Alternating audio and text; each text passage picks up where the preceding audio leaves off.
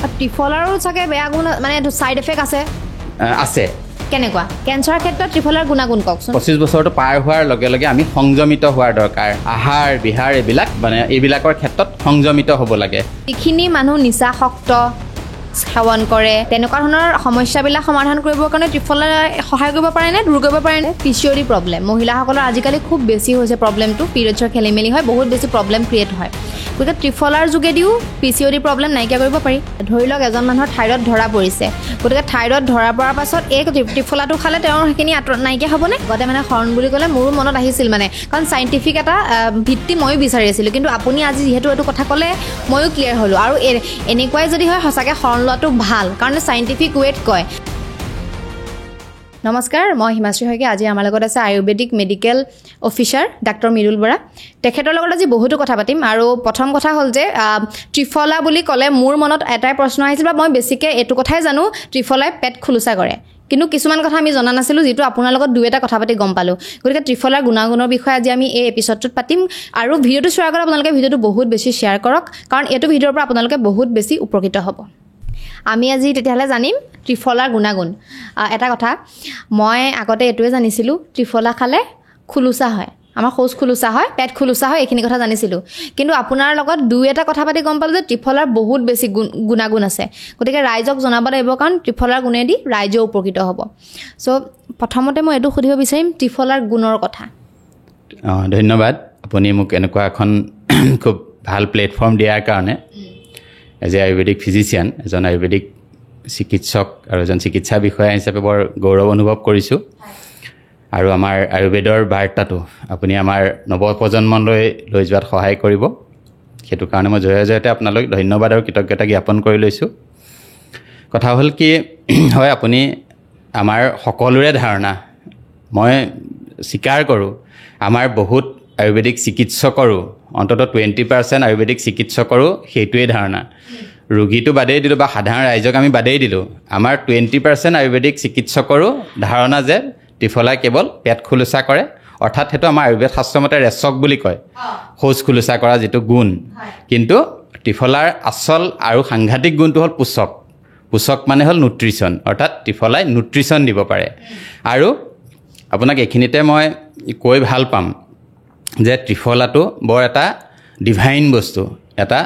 স্বৰ্গীয় বস্তু কেনেকৈ দৈবিক বস্তু বুলি আপুনি ক'ব পাৰে কিয়নো আমাৰ প্ৰবাদ আছে আমি যদি পৌৰাণিক আখ্যানৰ পৰা যদি খবৰ লওঁ বা পৌৰাণিক আখ্যানসমূহ যদি পঢ়োঁ তেতিয়াহ'লে ট্ৰিফলাৰ উৎপত্তি ব্ৰহ্মাদেৱে কৰিছে বুলি বা সৃষ্টি ব্ৰহ্মাদেৱে কৰিছে বুলি ক'ব লাগিব কাৰণ ব্ৰহ্মাই আয়ুৰ্বেদ সৃষ্টি কৰিছিলে পৃথিৱীৰ ৰাইজক জৰা ৰোগ ব্যাধিৰ পৰা ৰক্ষা কৰিবৰ কাৰণে ব্ৰহ্মাই তেখেতৰ মানস পুত্ৰ দক্ষ প্ৰজাপতিক দিছিলে দক্ষ প্ৰজাপতিয়ে সেই আয়ুৰ্বেদৰ জ্ঞান অশ্বিনী কুমাৰ স্বৰ্গৰ দেৱতাসকলৰ কবিৰাজ আছিলে অশ্বিনী কুমাৰ দ্বয়ৰ পৰা আপোনাৰ দেৱৰাজ ইন্দ্ৰই লাভ কৰিছিল এতিয়া ইন্দ্ৰলৈকে হ'ল আমাৰ স্বৰ্গৰ লেভেলৰ কথা অৰ্থাৎ সেইখিনিলৈকে দেৱতাসকলৰ মাজতে আবদ্ধ আছিলে সীমাবদ্ধ আছিলে এতিয়া পৃথিৱীলৈ কোনে আনিলে যেতিয়া পৃথিৱীৰ ৰোগ মহামাৰী আৰম্ভ হ'বলৈ লয় সত্যযুগ শেষ হোৱাৰ পিছত তেতিয়া ভৰদ্বাজ মুনিয়ে গৈ পেলাই ইন্দ্ৰৰ পৰা কাৰণ ভৰদ্বাজ মুনি এনেকুৱা এজন আছিলে যিয়ে স্বৰ্গলৈ যাব পৰা ইন্দ্ৰৰ ওচৰলৈ যাব পৰা তেখেতৰ কেপাচিটি আছিল ক্ষমতা আছিল সেইটো আমাৰ পৌৰাণিক আখ্যান মতে কৈছোঁ ভৰদ্বাজ মুনিয়ে ইন্দ্ৰৰ পৰা আয়ুৰ্বেদ গ্ৰহণ কৰিলে ত্ৰিসূত্ৰীয় আয়ুৰ্বেদ বুলি কয় হেতুলিংগ ঔষধযুক্ত আয়ুৰ্বেদ প্ৰদান কৰিলে আৰু ভৰদ্বাজ মুনিয়ে সেই আয়ুৰ্বেদৰ কথাখিনি ঋষি পুনৰবসু আত্ৰেয়ক প্ৰদান কৰিলে তেতিয়ালৈকে আয়ুৰ্বেদ শ্ৰুতি হিচাপত চলি আহিছে অৰ্থাৎ পৰম্পৰাগত গুৰু পৰম্পৰাত চলি আহিছে ইজনৰ পৰা সিজনলৈ যেনেকৈ ব্ৰহ্মাৰ পৰা আহি আমাৰ পুনৰবসু আত্ৰেয় মুনিলে ঋষিলে পালেহি এতিয়াৰ পৰা পুনৰবসু আত্ৰেয়ই ছজন বিদ্যান বা আয়ুৰ্বেদৰ ষ্টুডেণ্টক মানে আয়ুৰ্বেদ চিকিৎসা বিজ্ঞানৰ ষ্টুডেণ্টক ছাত্ৰক এই জ্ঞানখিনি প্ৰদান কৰিলে তাৰ ভিতৰত এজন আছিলে অগ্নিবেশ ভেল যতুকৰ্ণ পৰাশৰ হাৰিত এনেকৈ ছজন মানে মুনিক আয়ুৰ্বেদিকৰ ষ্টুডেণ্টক গোটেইখিনি ক'লে মানে শ্ৰুতি হিচাপতে জনালে মানে গুৰু শিষ্য পৰম্পৰা হিচাপত তাৰপিছত তাৰ ভিতৰতে আটাইতকৈ মানে আজিকালিৰ ভাষাত most talented smart student বুলি যদি কওঁ তেতিয়াহ'লে অগ্নিবেশ আছিল most smart তেখেতে কি কৰিলে সেই মহৰ্ষি আত্ৰেয়ৰ কথাখিনি যিখিনি অলৰেডি ক'ৰ পৰা আহিছিলে ব্ৰহ্মাদেৱৰ পৰা আহিছিলে সেই কথাখিনি শাস্ত্ৰ আকাৰে লিখিছিলে সেইখনে হ'ল অগ্নিবেশ তন্ত্ৰ আৰু সেই অগ্নিবেশ তন্ত্ৰখনেই মানে পৰৱৰ্তী সময়ত আপোনাৰ টেবুলত আছে যিখন সেইখন হ'ল চৰক সংহিতা কৰিলে এডিটিং কৰিলে অগ্নিবেশ তন্ত্ৰখন এডিটিং কৰিলে কিছু হাল সলনি কৰিলে কিছু সৰু কৰিলে গোটেই শ্ৰুতিখিনি আৰু সাধাৰণ ৰাইজৰ উপকাৰত হোৱাকৈ ধুনীয়াকৈ সজাই পৰাই লিখিলে সেইখনে হ'ল চৰক সংহিতা বা চৰক সংহিতা এইখন লিখিলে আচাৰ্য চৰক মুনিয়ে আৰু তেতিয়াৰ পৰাই আমাৰ আয়ুৰ্বেদিকৰ মেডিচিন বিশেষকৈ আজিকালি যিটো মেডিচিন বিভাগ বুলি কয় আয়ুৰ্বেদৰ যিটো কায় চিকিৎসা বিভাগ বুলি কয় সেইটো খুব ভালকৈ মানে প্ৰতিষ্ঠা লাভ কৰিলে আৰু এই চৰক সংহিতাৰ পৰাই আমি এই সূত্ৰস্থানৰ পৰা আমি এই ত্ৰিফলাৰ ধাৰণাটো আনিলোঁ ত্ৰিফলা ৰসায়নৰ ধাৰণাটো আনিলোঁ চৰক আচাৰ্য চৰকেই প্ৰথম কৈছে যে আমি দিনত যদি 3 বাৰ শিলিখা 1টা ভুমুৰা 2টা আৰু আমলখি 4টা যদি 3টা সময়ত খাওঁ আপোনাৰ মানে শতায়ু পাব অৰ্থাৎ 100 বছৰ জীয়াই থাকিব আৰু আহিবলগীয়া ৰোগ ব্যাধিসমূহৰ পৰা মুক্ত হৈ থাকিব অৰ্থাৎ এই গুণটো থকা ঔষধবিলাকক কোৱা হয় ৰসায়ন ঔষধ বা ৰসায়ন ঔষধ আৰু সেইটো কাৰণে আমি ত্ৰিফলা ৰসায়ন নামৰ এই ঔষধটোৰ কথা আজি ৰাইজক জনাব খুজিছোঁ এইখিনি হ'ল থুলমূল আমাৰ এই ত্ৰিফলাৰ কথা আৰু এই ৰসায়ন মাইথলজিকেল পৌৰাণিক কথা আৰু আপুনি যে ক'লে পেট খুলুচা কৰা ত্ৰিফলাৰ 2টা গুণ এটা গুণ খুব বেছি প্ৰচাৰ হ'ল সেইটো হ'ল ৰেচক গুণটো যিটো আমাৰ পেট খুলুচা কৰা সেইটো হ'ল ৰেচক গুণ বুলি কওঁ আৰু তাৰ ৰসায়ন গুণ যিটো নিউট্ৰিচিয়াছ যিটো মানে কোৱালিটি থাকে গুণ থাকে সেইখিনি অকণমান মানে লোকচক্ষুৰ আঁৰত কিছুদিনলৈ থাকি গৈছিলে এতিয়া আপুনি জানে যথেষ্ট প্ৰচাৰ হৈছে প্ৰসাৰ হৈছে ৰাষ্ট্ৰীয় আন্তঃৰাষ্ট্ৰীয় পৰ্যায়ত আয়ুৰ্বেদ এতিয়া যথেষ্ট জিলিকি উঠিছে গতিকে ইয়াৰ এই ৰসায়ন গুণটো বা বাকী অন্যান্য গুণসমূহৰ বিষয়েও এতিয়া ৰাইজে লাহে লাহে জানিব পৰা হৈছে সো আপোনাৰ পৰা মই এইখিনি জানিম এতিয়া আমি পেট খুলুচা কৰা কথাটো গম পালোঁ কিন্তু ত্ৰিফলাৰ আন কি গুণ আছে সেইখিনি মই অকণমান ধুনীয়াকৈ কৈ দিয়ক যাতে ৰাইজৰ সুবিধা হয় হয় আপুনি প্ৰথম কথা মগজুৰ পৰা যাওঁ আৰু ওপৰলৈ গৈছোঁ আমি চুলিৰ পৰাই যাওঁ যিসকলৰ সাংঘাতিকভাৱে জেনেটিকেলি বহুত ষ্ট্ৰং জিনে মানে চুলিৰ ক্ষেত্ৰত ক্ৰিয়া কৰি নাথাকে তাৰ জ্বলন্ত উদাহৰণ মই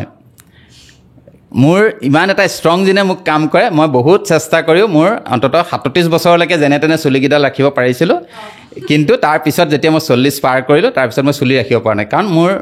এটা দীঘলীয়া ইতিহাস আছে মোৰ পৰিয়ালত চুলি নথকা মানুহৰ মোৰ দেউতাৰ চুলি নাছিল সেই ষ্ট্ৰং জিনটোৱে মোক ইমানেই ক্ৰিয়া কৰিলে যে মই সৰ্বশক্তি প্ৰয়োগ কৰিও আয়ুৰ্বেদ এলোপেথি সকলো প্ৰয়োগ কৰিও কিন্তু মই চুলি ৰখাব নোৱাৰিলোঁ সেইটো কাৰণে মই আগতীয়াকৈ ক্লিয়াৰ কৰি লৈছোঁ নিজৰ উদাহৰণে দিছে দেই কমেণ্ট আহিব পাৰে আপোনাৰচোন এইটো নাই আপুনি কেনেকৈ এইটো ভাল আপুনি দিছে হয় তাৰপিছত আমাৰ ত্ৰিফলা যিটো ৰসায়ন মই আকৌ এবাৰ কৈছোঁ ইয়াত কি থাকে শিলিখা আমলখি ভুমুৰা সকলোৱে জানে এই 3টাক একেলগে আমি ত্ৰিফলা বুলি কওঁ কিন্তু এই ত্ৰিফলা ৰসায়ন শব্দটো অকণমান মানে পৃথককৈ মই এইটো কাৰণে মানে উল্লেখ কৰিছোঁ বা উনুকিয়াইছোঁ যে ত্ৰিফলা ৰসায়নত কিন্তু অনুপাতটো অলপ বেলেগ যে এই চৰক মুনিয়ে যিটো কৈছিলে শিলিখা 1 গুণ আমলখি 2 গুণ আৰু শিলিখা 1 গুণ ভুমুৰা 2 গুণ আমলখি 4 গুণ 1, 2, 4 অনুপাতত এই শিলিখা ভুমুৰা আৰু আমলখি থাকে কিন্তু কথা হ'ল কি চৰক মুনিয়ে যিটো ক'লে যে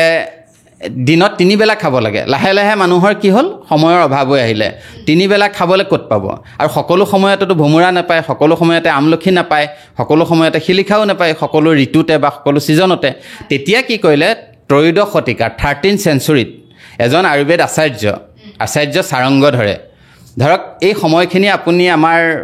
আহোমৰ 3য়জন 4ৰ্থজন মান স্বৰ্গদেউৰ কথা আমি ক'ব পাৰোঁ বা চুডাংফাৰ প্ৰায় সমসাময়িক বুলি আমি ধৰিব পাৰোঁ মই বুৰঞ্জী ভাল পাওঁ কাৰণে কথাটো উল্লেখ কৰিলোঁ যে চুডাংফাৰ সময়ৰ এখন আমাৰ কিতাপ আছিল হ'ল আয়ুৰ্বেদ শাস্ত্ৰ চাৰংগধৰ সংহিতা এই চাৰংগধৰ সংহিতাৰ এটা খণ্ড আছে কেইবাটাও পাৰ্ট আছে তাৰে এটা খণ্ড আছে মধ্যম খণ্ড এই মধ্যম খণ্ডত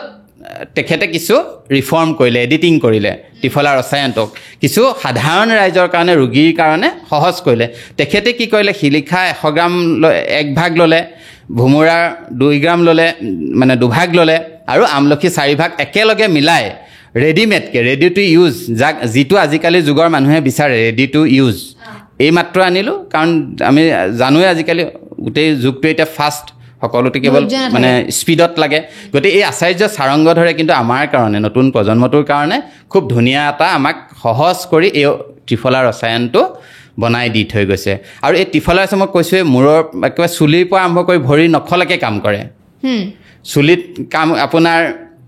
যদি আপোনাৰ ষ্ট্ৰং জেনেটিক ফেক্টৰ নাথাকে, চুলি সৰাটো ৰখাই দিব, অকালপক্কতা যিটো আমি প্ৰিমেচুৰ গ্ৰেইং বুলি কওঁ, সোনকালে যে আজিকালি 8-10 বছৰ বয়সতে পকি যায়, সেইটো ৰখাব পাৰে। চুলিৰ খুব মোলায়েম কৰি ৰাখিব পাৰে, খুব মানে কোমল কৰি ৰাখে চুলিখিনি, সৰাটো কমাই দিয়ে, পকাটো কমাই দিয়ে। তাৰপিছত আমি মগজুটোলৈ যাম এতিয়া। মগজুত কি কৰিব? মগজুত কি কৰিব, আজিকালিৰ যুগৰ লগত মিলাই কৈছোঁ যে ষ্ট্ৰেছ,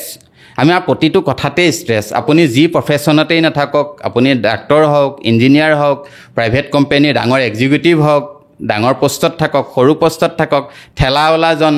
টমটম চালকজন, সমাজৰ প্ৰতিজন মানুহৰে আজিকালি মানে যিমান ডাঙৰ পষ্টতেই নাথাকক বা যিমান সৰু পষ্টতেই নাথাকক, তেখেতৰ সকলোৰে আমাৰ এটা কমন বস্তু হ'ল আজিকালি ষ্ট্ৰেছ। এই ষ্ট্ৰেছটোৱে আমাক যথেষ্ট অসুবিধাত পেলাইছে। আৰু এই ত্ৰিফলা ৰসায়নৰ এটা সাংঘাতিক গুণ হ'ল আমাক পূৰা নিৰুদ্বেগ কৰি ৰখাত বহুত হেল্প কৰে, অৰ্থাৎ ষ্ট্ৰেছ ফ্ৰী কৰি ৰখাত বহুত ডাঙৰ সহায় কৰে। কেনেধৰণে কাম কৰে? সেইটো হ'ল ত্ৰিফলাৰ যিটো আপুনি ক'লে নহয়, আমি ইতিমধ্যে উল্লেখ কৰিছোঁ যে শিলিখা, ভোমোৰা, আমলখি থাকে। ইয়াত এই আমলখিটোৱে কি কৰে, আমাৰ ষ্ট্ৰেছ হৰমন কৰ্টিচল বুলি এটা ষ্ট্ৰেছ হৰমন থাকে, এই কৰ্টিচল লেভেলটো কমাই দিয়ে। গতিকে আধুনিক এতিয়া বৰ্তমান নৱপ্ৰজন্মই আমি ইয়াক ষ্ট্ৰেছ ৰিলিফ কৰি হাইপথেটিকেলি এনেকৈ মই কৈ দিলেতো নহ'ব, তেওঁলোকক প্ৰমাণ দি বুজাব লাগিব। আপোনাৰ সন্মুখত মই এখন USA ৰিচাৰ্চ পেপাৰ ৰাখি থৈছোঁ। এই ৰিচাৰ্চ কোনোবাই doctor Chopra, Deepak Chopra research in Triphala search কৰিলে আপোনালোকে সকলোৱে এইটো চাৰ্চ কৰি চাই ল'ব পাৰিব। তাত গোটেইখিনি কথা লিখা আছে, তাৰ পৰা উদ্ধৃতি দি কৈছোঁ। আৰু মই আপোনাৰ সন্মুখত 179খন মই আপোনাক ৰিচাৰ্চ পেপাৰ ৰাখি থৈছোঁ। চৰক সংহিতা ৰাখিছোঁ, চাৰংগধৰ সংহিতা ৰাখিছোঁ, আকৌ 179খন ৰিচাৰ্চ পেপাৰ ৰাখিছোঁ, যাতে নৱপ্ৰজন্মটোৱে আমাৰ বাৰ্তাটোক পজিটিভলি লয়, বিশ্বাস কৰে, নহ'লে তেওঁলোকক আমি কনভিন্স কৰিব নোৱাৰিম। গতিকে ক'লোঁ নহয়, কৰ্টিচল হৰমনটো কমাই দিয়ে। কৰ্টিচল হৰমনে আমাক ষ্ট্ৰেছ লেভেলটো বঢ়ায়, চিন্তা বঢ়ায়। তাৰপিছত আমাৰ সেইটো কাৰণে টোপনিটো আমাক খুব সুন্দৰ হয়। আৰু মই ইতিমধ্যে আপোনাক পৌৰাণিক আখ্যানৰ পৰা হ'লেও কৈছোঁ, এইটো দেৱতাৰ পৰা অহা বস্তু। হয়তো তাৰো মানে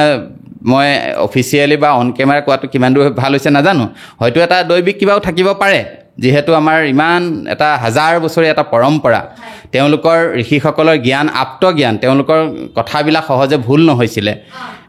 আজিৰ পৰা 5000 বছৰ আগতো ত্ৰিফলা আমলখি ভাল আছিলে, মানে ত্ৰিফলা ভাল আছিল, আমলখি ভাল আছিল, গুণ আছিল। আৰু আজি 5000 বছৰ পিছতো আপুনি আপোনাৰ সন্মুখত দেখিছে, আমেৰিকাৰ 3জন বিজ্ঞানীয়ে প্ৰমাণ কৰি দেখুৱাইছে যে সঁচাকৈ আমলখি এণ্টি এজিং ভাল আৰু মানুহৰ ষ্ট্ৰেছ বা চিন্তা ভাৱনাবিলাক দূৰ কৰাত যথেষ্ট সহায় কৰে। আৰু এটা মাজতে কথা সুধি দিওঁ, যে ধৰি লওক যিখিনি মানুহ নিচাসক্ত, ড্ৰাগছ সেৱন কৰে, তেনেকুৱা ধৰণৰ সমস্যাবিলাক সমাধান কৰিবৰ কাৰণে ত্ৰিফলাই সহায় কৰিব পাৰেনে, দূৰ কৰিব পাৰেনে সমস্যাবিলাক? হয়, আপোনাৰ প্ৰশ্নটো খুব প্ৰাসংগিক। কিন্তু মই যিহেতু এজন চৰকাৰী চিকিৎসক, এখন লখিমপুৰ জিলা এখন গুৰুত্বপূৰ্ণ চিকিৎসালয়, খুব ব্যস্ত এখন চিকিৎসালয়ৰ চিকিৎসক, আৰু মই মানে জিলা স্বাস্থ্য বিভাগৰ মই ডিষ্ট্ৰিক্ট নডেল অফিচাৰৰ চাৰ্জত আছোঁ। গতিকে কিছুমান ধৰক হাইপথেটিকেল কথা, মানে কিছু কম বৈজ্ঞানিক কথা মই ৰাইজৰ মাজলৈ আগবঢ়াব নোৱাৰিম। মই দি ক'ব নোৱাৰোঁ যে ত্ৰিফলা খালে মানুহ এডিক্ট হৈ যাব। এইটো মোৰ লখিমপুৰতো অকণমান ভুল বুজাবুজি হৈছিলে। মোক এইকেইদিন মোৰ অলপ ব্যক্তিগত অকণমান মোৰ অসুবিধাও হৈছে। অসুবিধা এইটো কাৰণে হৈছে যে মই এই বাৰ্তাটো লখিমপুৰত এবাৰ এজন সাংবাদিক ভাইটিক এই মেছেজটো মোৰ দিছিলোঁ, কিন্তু ৰাইজে এইটো এডিকশ্যনৰ মেডিচিন কৰি পেলালে। এতিয়া মই পোৱা মানে খোৱা চবতে মোৰ এইটোৱে অকণমান অসুবিধা কৰিছে। কথা হ'ল কি, ৰাইজক মই পুনৰবাৰ এবাৰ মানে বিশেষকৈ আমাৰ লখিমপুৰীয়া ৰাইজক কওঁ যে এইটো মেছেজ যাব নালাগে যে ত্ৰিফলা খালে মানুহে নিচা এৰি দিব। এইটো মেছেজ মই দিব নোৱাৰোঁ কিন্তু ত্ৰিফলা যিহেতু মানুহক ষ্ট্ৰেছটো কমাই দিয়ে আৰু ত্ৰিফলাত এটা উপাদান আছে মই কৈছোঁৱেই হৰিতকী শিলিখাই কি কৰিব পাৰে মানুহক ডি এডিক্ট কৰিব পৰা মানে নিচাৰ পৰা আঁতৰি ৰাখিব পৰা নিচাক সাংঘাতিকভাৱে নিচাসক্ত মানুহৰ ওপৰত কিমান কাম কৰে মই নাজানো মোৰ অধ্যয়ন সীমিত কিন্তু যিসকল এতিয়ালৈকে নিচাসক্ত হোৱা নাই ভৱিষ্যতে কিন্তু তেওঁলোকক নিচাগ্ৰস্ত হোৱাৰ পৰা কিন্তু বচোৱাৰ ক্ষেত্ৰত মই অন্ততঃ 90% 100 জনৰ ভিতৰত 90 জন ল'ৰা যে নিচাসক্ত নোহোৱাকৈ থাকিব পাৰিব সেইটো কিন্তু মই এছুৰেঞ্চ মানে ৰাইজক আশ্বস্ত কৰিব পাৰোঁ অৰ্থাৎ মই ক'ব খুজিছোঁ যে নতুন প্ৰজন্মটোৱে যেতিয়া ঘৰৰ পৰা আঁতৰি বাহিৰলৈ যায় অৰ্থাৎ হোষ্টেললৈ গ'ল কোনোবাই মেডিকেল পঢ়িবলৈ গ'ল কোনোবাই ইঞ্জিনিয়াৰিং পঢ়িবলৈ গ'ল কোনোবাই LLB পঢ়িবলৈ গ'ল কোনোবাই বিউটিচিয়ান পঢ়িবলৈ গ'ল কোনোবাই বেলেগ যাৰ যি কাৰিকৰী বা অকাৰিকৰী মানে টেকনিকেল নন টেকনিকেল এনেকুৱা কোৰ্চ পঢ়িবলৈ গ'ল আফটাৰ 18+ 18 যেতিয়াই ঘৰৰ মাক দেউতাকৰ পৰিয়ালৰ বান্ধোনটো যেতিয়াই অকণমান মানে শিথিল হৈ গ'ল তেতিয়াই আমি কিন্তু এটা তাবিজৰ নিচিনাকৈ শব্দটো মই চাগে মানে অকণমান ক্ষমা বিচাৰিছোঁ শব্দটো মই অকণমান 20 বছৰে গ্ৰাম্য অঞ্চলত থকাৰ কাৰণে চাগে মোৰ মুখৰ পৰা ওলাইছে তাবিজৰ নিচিনাকৈ মাক দেউতাকে ল'ৰা ছোৱালীক এই শিলিখাযুক্ত অৰ্থাৎ আমাৰ ত্ৰিফলা ৰসায়নটো যাতে ল'ৰা ছোৱালীৰ বেগত যেতিয়া হোষ্টেললৈ যাব তেতিয়া যাতে দি পঠায় এইটো এটা সাংঘাতিক মানে কাম কৰিব মই দি ক'ব পাৰোঁ যে আধা চামুচকৈ কাৰণ তেওঁলোকৰতো বয়স বেছি নহ'ব 18 বছৰ 19 বছৰ এনেকুৱাহে হ'ব সেইসকল ল'ৰা ছোৱালী মাত্ৰ আধা চামুচ 2.5 গ্ৰামৰ পৰা 3 গ্ৰাম মানে আধা চামুচ ধৰি লওক কুহুমীয়া গৰম পানীৰ লগত ৰাতি গুলি পেলাই খোৱাৰ সময়ত মাকলৈ বা দেউতাকলৈ মনত পেলাই সেইখিনি খাব লাগে আৰু মই আশা কৰোঁ যে আমাৰ নৱপ্ৰজন্মটোৱে তেওঁলোকৰ হোষ্টেল জীৱনত ঘটিবলগীয়া যিবিলাক মানে নহ'ব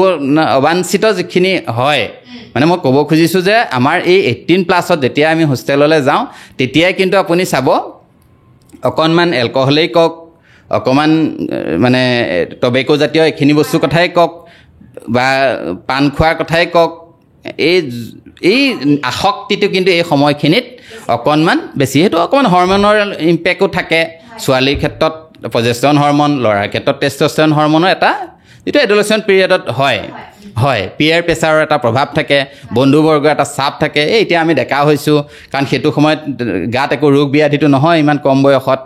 মানুহৰ আয়ুৰ্বেদ শাস্ত্ৰৰ মতে অগ্নি পূৰা প্ৰবল হৈ থাকে বিষ খালেও সেইটো সময়ত কিজানি হজম হৈ যায় এনেকুৱা ধৰণৰ কথা আমি সেইটো সময়ত কেঁকুৰা যি পাইছিলোঁ হোষ্টেলত সকলো খাইছিলোঁ কিন্তু এতিয়াতো আমি 47 বছৰ বয়সত সেইটো আমি হজম কৰিব নোৱাৰোঁ সেইটো এটা মই উদাহৰণ হিচাপে কৈছোঁ অৰ্থাৎ ঘৰৰ পৰা মাক দেউতাকে যোৱাৰ সময়ত আজি আপোনাৰ এই মঞ্চৰ পৰা এই পডকাষ্টৰ মাধ্যমেৰে মই আমাৰ মানে অভিভাৱকসকলক এটা অনুৰোধ জনাব খোজোঁ আপোনালোকে 3 মাহৰ ভিতৰত ল'ৰাটোৰ পৰা এটা পজিটিভ বাৰ্তা পাব এইটো মই আপোনালোকক ডাঠি ক'ব পাৰোঁ মোৰ আজি 20 বছৰীয়া চিকিৎসক জীৱনৰ পৰা এটা খুব মানে ভাল লগা কথা হ'ব বুলি মই ভাবোঁ এতিয়া আপুনি কৈছিলে গুণৰ কথা অকণমান আমি বেছি দূৰলৈ গুচি গ'লোঁ কিন্তু যিহেতু প্ৰাসংগিক আছিল হয়তো এই কথাটো হয়তো আপোনালোকে কিছু আমনি পালেও কিন্তু ইয়াৰ পৰা কিন্তু এটা সুদূৰ প্ৰসাৰী প্ৰভাৱ মানে সমাজত পৰিব ল'ৰা ছোৱালীখিনিৰ ওপৰত পৰিব বুলি মই আশা কৰোঁ তেনেকৈ আমি হৃদযন্ত্ৰৰ কথা আহোঁ এতিয়া পোনে বাকী মুখৰ কথা আছে মুখৰ ডেণ্টেল কেৰিজ যিবিলাক হয় আমাৰ যে দাঁত ক্ষয় যায় আজিকালি অলপ কম বয়সতেই হয় আজিকালি 18-19 বছৰীয়া বহুত কম বয়সতে ল'ৰা ছোৱালীবিলাকৰ RCT কৰা দেখোঁ আমাৰ ককা দেউতাহঁতৰ দিনততো RCT কথা শুনা নাছিলোঁ বহুত 80-90 বছৰলৈকে মানুহৰ দাঁত ভালে আছিল ত্ৰিফলা ব্যৱহাৰ কৰি থাকিলে ডেণ্টেল যিটো কেৰিজ দাঁত ক্ষয় যায় যে RCT কৰিবলগীয়া হয় বা বিভিন্ন এনেকুৱা টেকনিক ডেণ্টিষ্টসকলে ব্যৱহাৰ কৰিবলগীয়া হয় এইবিলাকৰ পৰা আমাৰ মানে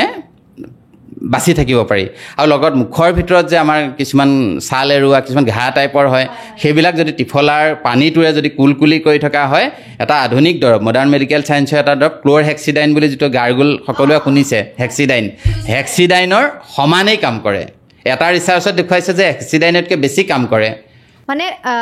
ত্ৰিফলা দি কুলকুলি কৰে দাঁতৰ সমস্যা নাইকিয়া হয় দাঁতৰ সমস্যা প্ৰিভেণ্ট কৰিব পাৰে সমস্যা নাইকিয়া হ'ব পাৰে বুলি মই মেছেজ নিদিওঁ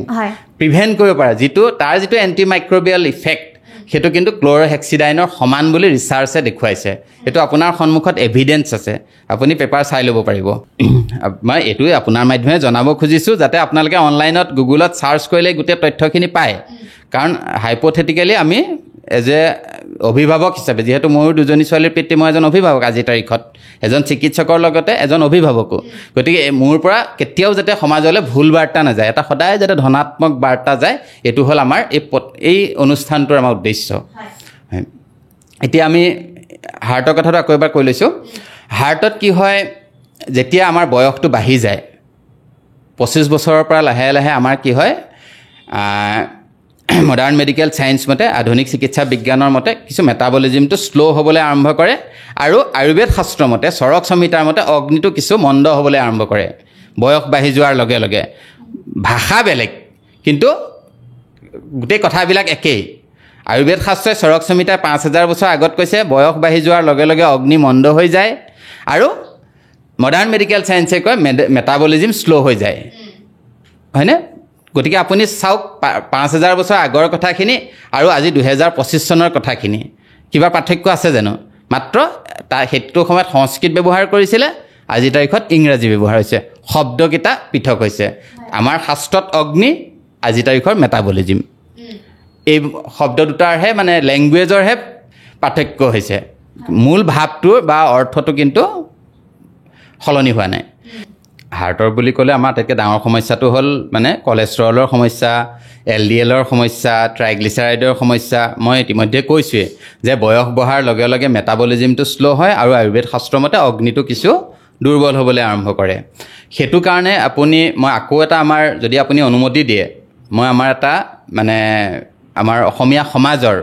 এটা আপুনি শুনিছে শৰণ লোৱা কথাটো জানেনে জানে শৰণ মই যেতিয়া নাইট ডিউটি কৰি থাকোঁ আমাৰ হস্পিটেলখন বহুত ব্যস্ত চিকিৎসালয় মই যদিও এজন আয়ুৰ্বেদিক চিকিৎসক আমি হস্পিটেলততো সকলো চাব লগা হয় ৰাতি যেতিয়া গোটেই ৰাতি উজাগৰিত থাকোঁ মই কিতাপ পঢ়ি থাকোঁ নহ'লে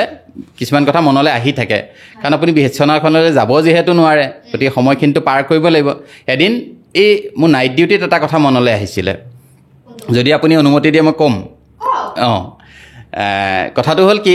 আমাৰ চাবচোন আপুনি আমাৰ বিয়া বাৰুৰ সময় কেতিয়া হয় 25 পাৰ হৈ 30ৰ আশে পাশে আমি যিটো ষ্টেণ্ডাৰ্ড যিটো আমাৰ হয় সাধাৰণতে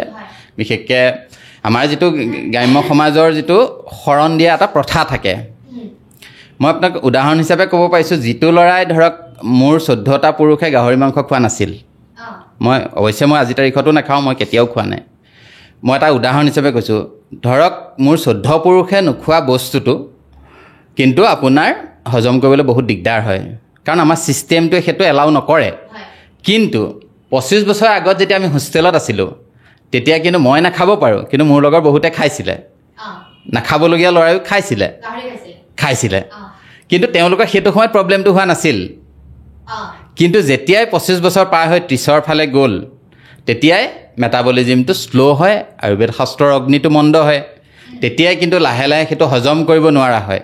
আৰু লাহে লাহে আমাৰ এই কলেষ্ট্ৰল বা তেনেকুৱা ধৰণৰ বস্তুবিলাক জমা হ'বলৈ আৰম্ভ কৰে সেইটো কাৰণে কি কৰিলে আমাৰ আগৰ যিসকল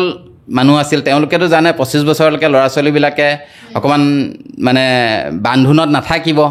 ডেকা হ'ব তেওঁলোকে অলপ সমাজৰ পৰা নিজকে আঁতৰাই ৰাখিব কিন্তু সমাজৰ বান্ধোনত আনিবলৈ আৰু তেওঁলোকৰ ভৱিষ্যত যাতে স্বাস্থ্যটো ভালে থাকে সেই উদ্দেশ্য মোৰ তেনেকুৱা লাগে মোৰ মনলৈ অহা কথাটো কৈছোঁ আপোনাক যে সেইটো কাৰণে শৰণ দিয়াৰ ব্যৱস্থাটো কৰিলে যে এতিয়াৰ পৰা তুমি বাহিৰত নাখাবা ঘৰৰ মানুহে যিটো বস্তু নাখায় সেইটো বস্তু নাখাবা চাইণ্টিফিক যধে মধে যিকোনো বস্তু ব্যৱহাৰ নকৰিবা মানে ৰাগিয়াল বস্তু সেৱন নকৰিবা 25 বছৰ আগত বেছি কোৱা নাছিলে যেতিয়া বিয়া বাৰু পাতিব হ'ব শৰণ দিব হ'ব তেতিয়াই কয় কেলে কাৰণ এতিয়া যদি বেছি মানে এই ধৰণৰ বস্তু অখাদ্য ব্যৱহাৰ কৰে বেছি হাই কেলৰি ডায়েট ব্যৱহাৰ কৰে তেখেতৰ ফেটি লিভাৰ হ'ব আজিকালিৰ ভাষাত কলেষ্ট্ৰল জমা হ'ব এনেকুৱা ধৰণৰ ছোৱালী হ'লে চিষ্ট হ'ব গতিকে এইখিনিতে তেখেতসকলক এটা শৰণ বুলি আমাৰ এডাল ব্ৰেক ধৰাই দিয়া হয় ব্ৰেক এডাল ধৰি দিয়ে সেইটো কাৰণে কি হ'ল আমি বয়স বঢ়াৰ লগে লগে বিশেষকৈ 25 বছৰ বঢ়াৰ লগে লগে আমি 25 বছৰটো পাৰ হোৱাৰ লগে লগে আমি সংযমিত হোৱাৰ দৰকাৰ আহাৰ বিহাৰ এইবিলাক কিছু মানে এইবিলাকৰ ক্ষেত্ৰত সংযমিত হ'ব লাগে কণ্ট্ৰল কৰিব লাগে সেইটো কাৰণে কৈছে আগতে আমাক হোটেলত বা বাহিৰত নাখাবলৈ কি কাৰণে কয় শৰণত কয় লোকৰ ঘৰত নাখাবা, আমুকৰ বেলেগ ঠাইত নাখাবা। মানে কি হয়, সি নোখোৱাৰ কাৰণটো হ'ল তাত সেইবিলাকত হাই কেলৰি ডায়েট বেছিকৈ ব্যৱহাৰ হয়। গতিকে আপোনাৰ সেইবিলাকৰ পৰা যাতে নিজকে সংযমিত হৈ চলি এই ধৰণৰ মেটাবলিক ডিজিজবিলাক যিবিলাক আহিবলগীয়া থাকে সেইবিলাকৰ পৰা যাতে আমাৰ প্ৰজন্মটো 25 বছৰ পিছৰ যিখিনি প্ৰজন্ম হ'ব তেওঁলোকক মানে বচাই ৰাখিবৰ কাৰণে আচলতে আমাৰ উপৰিপুৰুষসকলে বয়োজ্যেষ্ঠসকলে সেই নীতি নিয়মবিলাক আমাক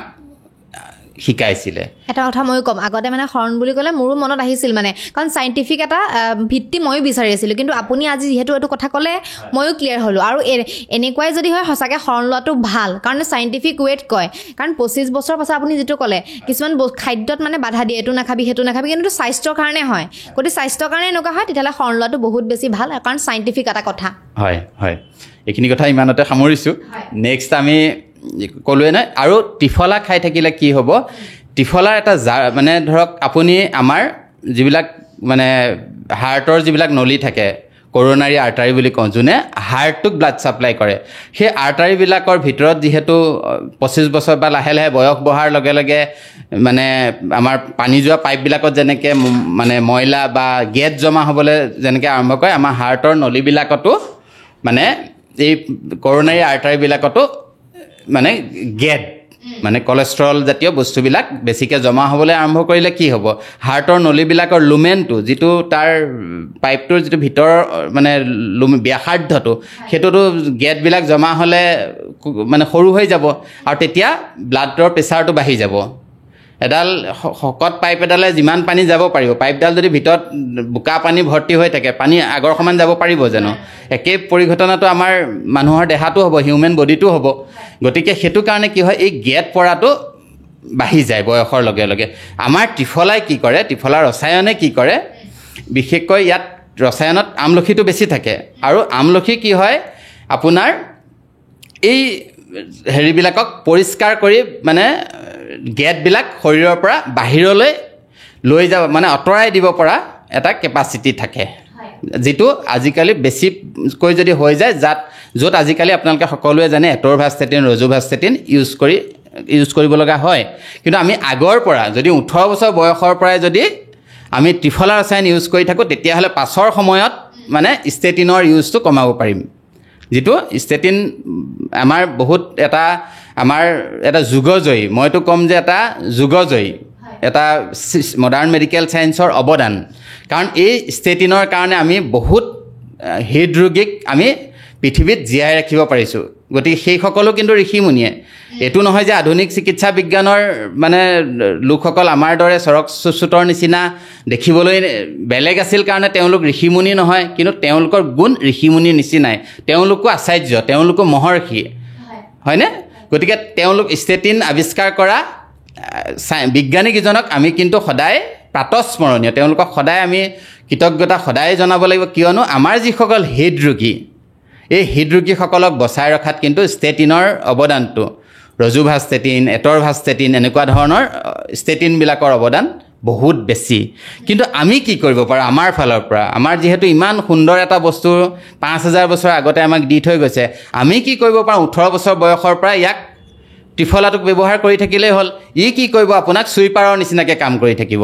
সদায় ঝাৰু মাৰি থাকিব। সদায় ঝাৰু মাৰি থাকিলে আপোনাৰ হাৰ্টৰ নলীবিলাক ৰেগুলাৰ তেওঁলোকে ঝাৰু মাৰি থাকিব, তেতিয়াতো আপোনাৰ গেছ জমা হ'বলৈ নাপায়। তেতিয়া আপোনাৰ পাছৰ সময়ত ষ্টেটিনৰ দৰকাৰ নহ'ব, কাৰণ সকলোৱে জানে ষ্টেটিনৰ কিছুমান ছাইড এফেক্ট থাকে। মোৰ সেইদিনা এজন মানে লখিমপুৰৰ আমাৰ যেন জ্যেষ্ঠ চিকিৎসক, জ্যেষ্ঠ আধুনিক মানে এলোপেথিক চিকিৎসক, তেখেতে জীৱনত ষ্টেটিন খাব নোৱাৰিলে, ইমানেই তেখেতৰ বেছি ছাইড এফেক্ট হয়।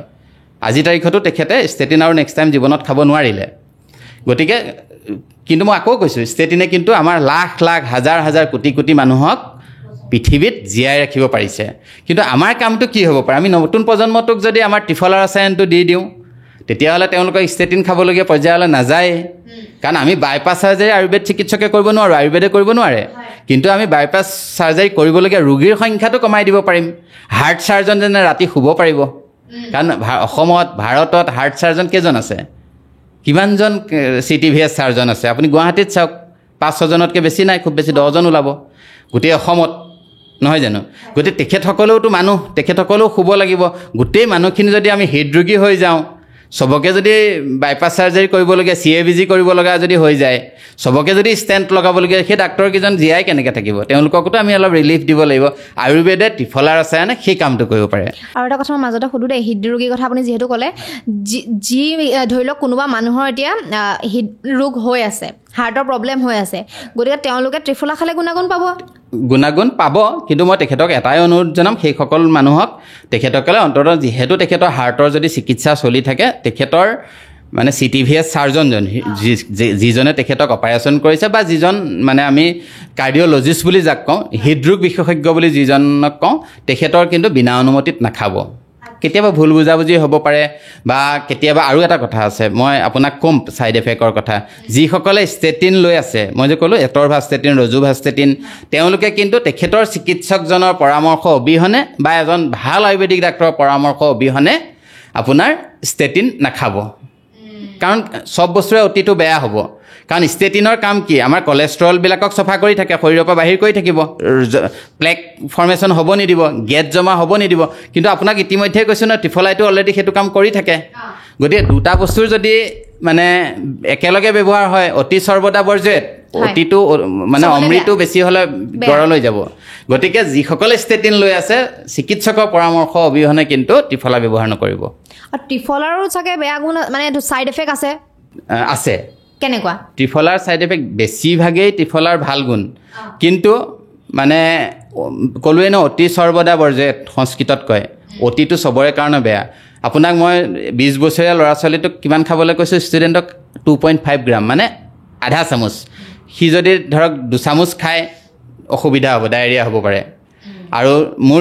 ধৰক মই এতিয়া 5 গ্ৰাম খাব লাগে মই যদি 15 গ্ৰাম খাওঁ অভাৰড'জটোৱে কাৰণ ত্ৰিফলাৰ এটা গুণ আছে ৰেচক মানে পেট খুলুচা কৰে ডায়েৰিয়া কৰাই দিব পাৰে বেছি ড'জত ব্যৱহাৰ কৰিলে আৰু গৰ্ভৱতী মহিলাক এইটো দিয়া নহয় কাৰণ গৰ্ভৱতী মহিলাই ব্যৱহাৰ কৰা প্ৰতিটো মেডিচিন সদায় তেখেতৰ গাইনেকলজিষ্টজনৰ পৰামৰ্শ মতেহে ব্যৱহাৰ কৰিব লাগিব আৰু ইয়াত থকা ত্ৰিফলাত মই কৈছোঁৱেই শিলিখা ভোমোৰা আমলখি থাকে শিলিখাটোৰ এটা গুণ আছে ই আয়ুৰ্বেদ শাস্ত্ৰৰ ভাষাত অপান বায়ুৰ ওপৰত কাম কৰে আৰু অপান বায়ুৱে কি কৰে মানে আমাৰ যিবিলাক শৰীৰৰ পৰা আমাৰ পাচাবৰ ৰাস্তাইদি বা পায়খানা ৰাস্তাইদি বাহিৰ কৰি দিয়া যিখিনি কাম কৰে সেইটো হ'ল এবিধ আমাৰ আয়ুৰ্বেদ শাস্ত্ৰৰ ভাষাত বায়ুৰ কেইবাটাও ভাগ আছে সেই তাৰ ভিতৰত এটা বায়ু হ'ল অপান বায়ু এই অপান বায়ুৰ ওপৰত মানে শিলিখাই কাম কৰে গতিকে অপান বায়ু এটা কাম আকৌ আপোনাৰ ডেলিভাৰী কৰোৱাটো যদি ত্ৰিফলাটো আগতীয়াকৈ খাই যায় অপান বায়ুৰ ক্ৰিয়াৰ ফলত সি প্ৰিটাৰ্ম এবৰ্চন হ'ব পাৰে বা প্ৰিটাৰ্ম ডেলিভাৰী হৈ যাব পাৰে মানে সময় লগাতকৈ মানে যিটো তাৰিখত ডেলিভাৰী হ'বলগীয়া আছিল গৰ্ভৱতী গৰাকীৰ সেই ডেলিভাৰীটো কিন্তু প্ৰিটাৰ্ম হৈ যাব পাৰে আগতীয়াকৈ ডেলিভাৰী হ'ব পাৰে সেইটো কাৰণে গৰ্ভৱতী মহিলাই ত্ৰিফলা খাব নালাগে অৰ্থাৎ এবৰ্টিভ মানে এটা কোৱালিটি ত্ৰিফলাৰ এটা এবৰ্টিভ কোৱালিটিত থাকিব পাৰে বুলি কিছুমান বিজ্ঞানীয়ে সন্দেহ কৰে এইটো আমি গৰ্ভৱতী মহিলাই ত্ৰিফলা বা আৰু শিলিখা খাব নালাগে ওকে যিসকলে চাই আছে হয়তো আমাৰ গৰ্ভৱতী মহিলা বহুতো থাকিব যিহেতু আমাৰ ভিডিঅ' চাব গতিকে শিলিখা ত্ৰিফলা আপোনালোকে ব্যৱহাৰ নকৰিব এইটো এটা মেছেজ আমাৰ সমাজলৈ যাব লাগে আৰু নেক্সট আমি হাৰ্টৰ কথাটো ক'লোৱে আমাৰ আপোনাৰ আগৰ পৰাই যদি কলেষ্ট্ৰল বা LDL এইখিনি বহুত মানে অন্ততঃ এথেৰস্ক্লেৰ'চিছ এই গেছ জমা হোৱাৰ কাৰণে যিবিলাক পাছত হাৰ্ট ব্লক হ'বলগীয়া আছিলে এইখিনিতো আপোনাৰ হ'বলৈ নাপালে বা জেনেটিক ফেক্টৰে দুই এজনক কৰিব মই ইমানখিনি নিয়ম মনাৰ পিছত মোৰ হৃদৰোগী নহয় বুলি মই গেৰাণ্টি দিব নোৱাৰোঁ কাৰণ বহুত ফেক্টৰ থাকে মানুহৰ বডিটোত কিন্তু আমি এটা কাম নিশ্চিতভাৱে কৰিব পাৰিম ৰোগীৰ সংখ্যা কমাব পাৰিম আৰু আমাৰ আয়ুৰ্বেদৰ আটাইতকৈ বেছি ক্ষমতাটোৱে হ'ল মানে প্ৰিভেনশ্যন আমি স্বাস্থ্য ৰক্ষণম যিসকল ভালে আছে তেওঁলোকক ভালে ৰখাটো আয়ুৰ্বেদে খুব ধুনীয়াকৈ কৰিব পাৰে সেইটো কাৰণে আমি প্ৰিভেনশ্যনত আয়ুৰ্বেদ শাস্ত্ৰক লগাই দিওঁ আমি ব্যৱহাৰ কৰোঁ আমাৰ ক'লোঁ নহয় ছুপাৰ স্পেচিয়েলিষ্ট কেইজনে অকণমান ৰাতি শান্তিৰে শুবলৈ পাওক ইমান অত্যাধিক লোড যাতে তেওঁলোকৰ ওপৰত নাপায় 24 ঘণ্টা ঠাইত তেওঁলোকে 18 ঘণ্টা কাম কৰিব লগা হয় ল'ৰা ছোৱালী কোন ক্লাছত তেখেতসকলৰ ল'ৰা ছোৱালীয়ে পঢ়ে নাজানে আপুনি শুনিব এইটো কথা লগ পালে কেতিয়াবা সুধিব বহুত ছুপাৰ স্পেচিয়েলিষ্টৰ ল'ৰা ছোৱালীয়ে কোন ক্লাছত পঢ়ে মই লগ পাইছোঁ নাজানে পত্নীগৰাকী ৱাইফৰ ওপৰতে দি পেলাই থৈ দিব লাগে কিয় অভাৰলোড ৰোগীৰ ইমানেই বেছি লোড তেওঁলোকে ইচ্ছা কৰিলেও নিজৰ সংসাৰখনক কেতিয়াবা সময় দিব নোৱাৰে, ল'ৰা ছোৱালীকেইটাক সময় দিব নোৱাৰে। গতিকে আমাৰোতো দায়িত্ব আছে, সেইকেইজন আমাৰ সমাজৰে অংশ। গতিকে আমি আয়ুৰ্বেদত তেখেতসকলক তেওঁলোকৰ লোডটো কমোৱাত সহায় কৰিব পাৰোঁ। বহুত মানুহ এনেকুৱা আছে, কিছুমানে এনেকুৱা আছে যে আয়ুৰ্বেদিক ঔষধৰ মানে টাইমটো বহুত বেছি লয়, বেমাৰটো ঠিক কৰোঁতে অলপমান টাইম বেছি লয় কাৰণে সেইটো কাৰণে আকৌ ব্যৱহাৰ কৰিব নিবিচাৰে, সোনকালে ৰিজাল্ট বিচাৰে মানুহবিলাকে, ধৈৰ্য নাথাকে। গতিকে টাইমটো মানে আয়ুৰ্বেদে কিমান টাইমৰ ভিতৰত ঠিক কৰিব পাৰে এটা বেমাৰ? আপুনি থাইৰয়ডৰ কথাটোতো জানে, থাইৰয়ড কিমান দিন খাবলগীয়া হয়? গোটেই জীৱন। সেইটো থাইৰয়ডৰ কি মেডিচিন ইউজ হয়? এলোপেথিক মেডিচিনেই হয়, গোটেই জীৱন খাব লাগে। আপুনি কেতিয়াবা পাইলছৰ ফাৰ্ষ্ট ডিগ্ৰী পাইলছৰ কথা ক'লোঁ, যিবিলাক চাৰ্জাৰী কৰিবলগীয়া হয় সেইসকল নাযাওঁ, আপোনাক 5 দিনত পাইলছ ঠিক হ'ব, মাত্ৰ 5 দিনত আয়ুৰ্বেদিক ঔষধ যদি ব্যৱহাৰ কৰে। কিন্তু তাৰ গ্ৰেডৰ ওপৰত নিৰ্ভৰ কৰিব। আয়ুৰ্বেদ শাস্ত্ৰই মিছা ক্লেইম কেতিয়াও নকৰে। আয়ুৰ্বেদৰ নাম লৈ অৰ্হতাহীন কিছুমান ব্যক্তিয়ে মাৰ্কেটিং কৰে বা তেওঁলোকৰ ক'ব পাৰে, কিন্তু আচল আয়ুৰ্বেদৰ যিসকল ষ্টুডেণ্ট বা যিসকল চিকিৎসক, একাডেমিকেলি যিসকল কোৱালিফাইড চিকিৎসক, তেওঁলোকে কেতিয়াও আপোনাক ক'ব নোৱাৰে মই থাইৰয়ড আপোনাৰ এমাহত ভাল কৰি দিম।